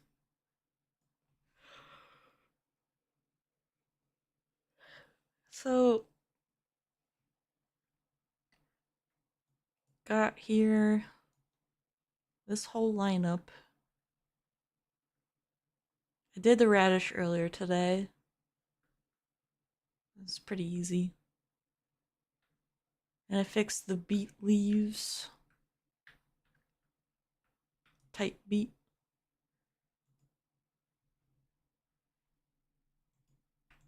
Re-imported the tomato. Stick these in crops. Well, you too, beet.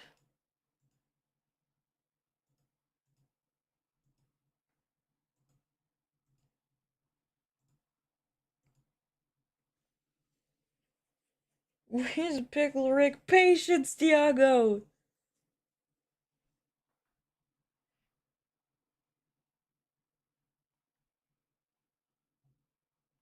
Imagine I made him, but I gave him a really shitty, cheap knockoff name, and it's like a drunk scientist pickle guy.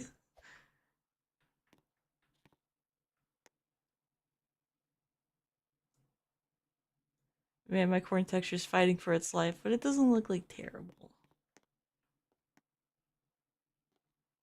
For a little game. Grandpa's pickle, that sounds terrible. Your ball fell down. Yeah, so these are placeholders. They're gonna be where leaderboards are, and I didn't anchor them down, so I can just knock them over. And get another sharp.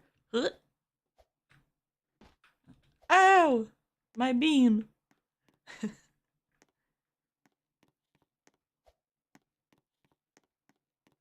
I haven't anchored them down yet because it gives me great pleasure to run up and smack them down. But they're just placeholders, so I know where to build them.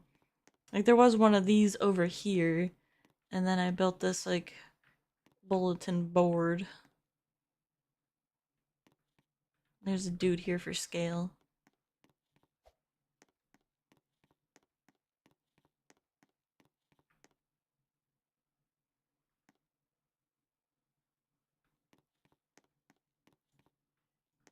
And there's still weird kind of seamies on the tomato, but like I fixed it and I re-imported it, so I don't know what else to do about it. If I zoom in really close, it's not that bad. But further away it looks more shitty. This is what it is, I guess. Is what it is. It ain't easy being cheesy.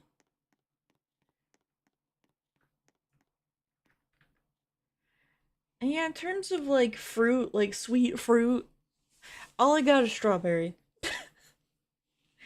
For now. So let me think, what else do I think of when fruit? Everything else is like, it grows on trees. With the exception of blueberry.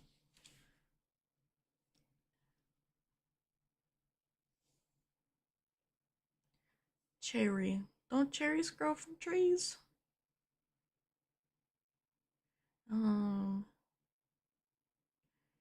Oranges are trees. Apples are trees. Bananas are trees. Hmm.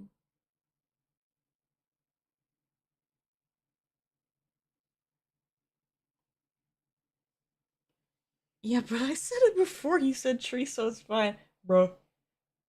Coconut. Does that count as a fruit?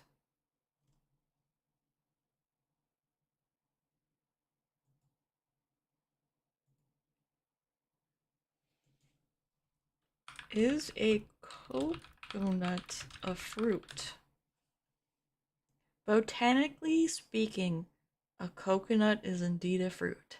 Specifically, it is classed as a fibrous, one-seeded drupe, a type of stone fruit like a peach or a plum, rather than a true botanical nut. It's not a nut?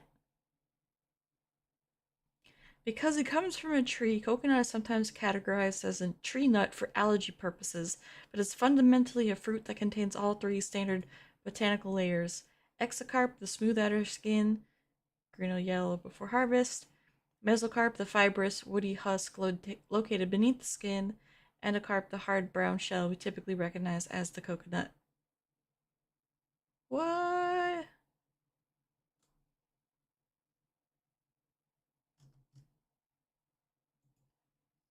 Oh! The part we... Oh!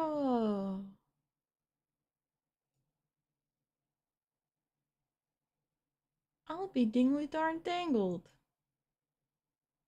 So I've really only seen coconuts looking like the brown stuff with the white stuff in the middle. That's the seed. So there's this other shit that grows outside of it. What the hell? Oh my god. That's crazy. Grapes. Oh, grapes.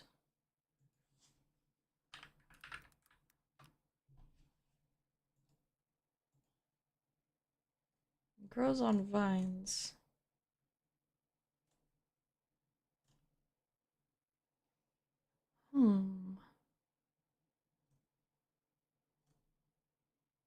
Maybe have to do them in a future update.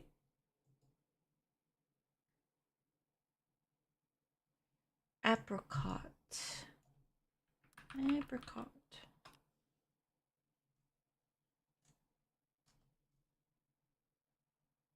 These are also on trees, aren't they?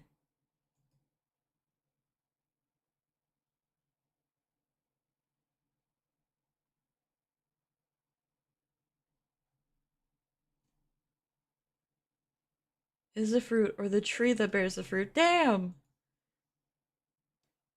Yeah, all these freaking... Wait, melon, melon, melon, melon.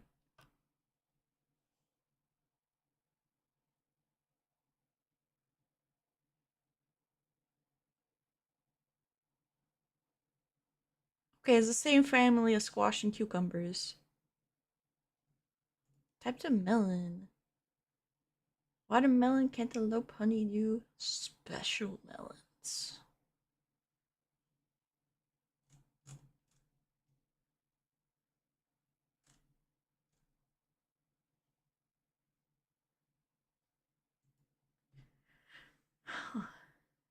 And there's pineapple and kiwi, both aren't on trees.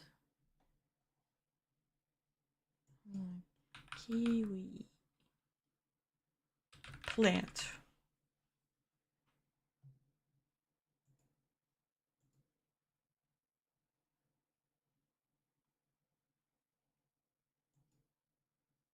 That looks pretty tree-y to me.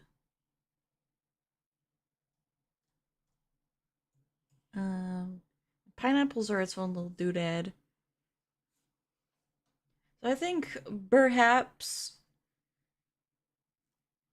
fruit will be a future update.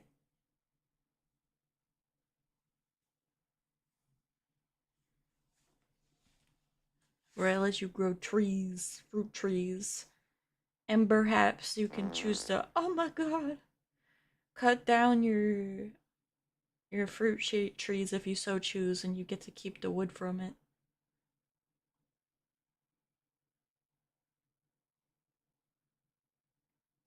Stuff like that. And like fruit bushes.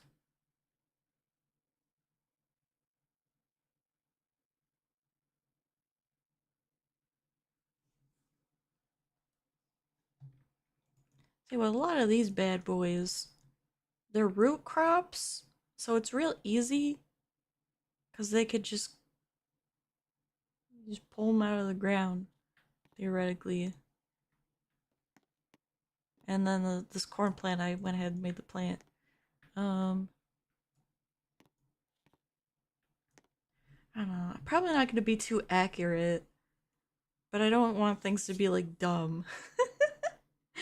like you pluck apples from out of the ground.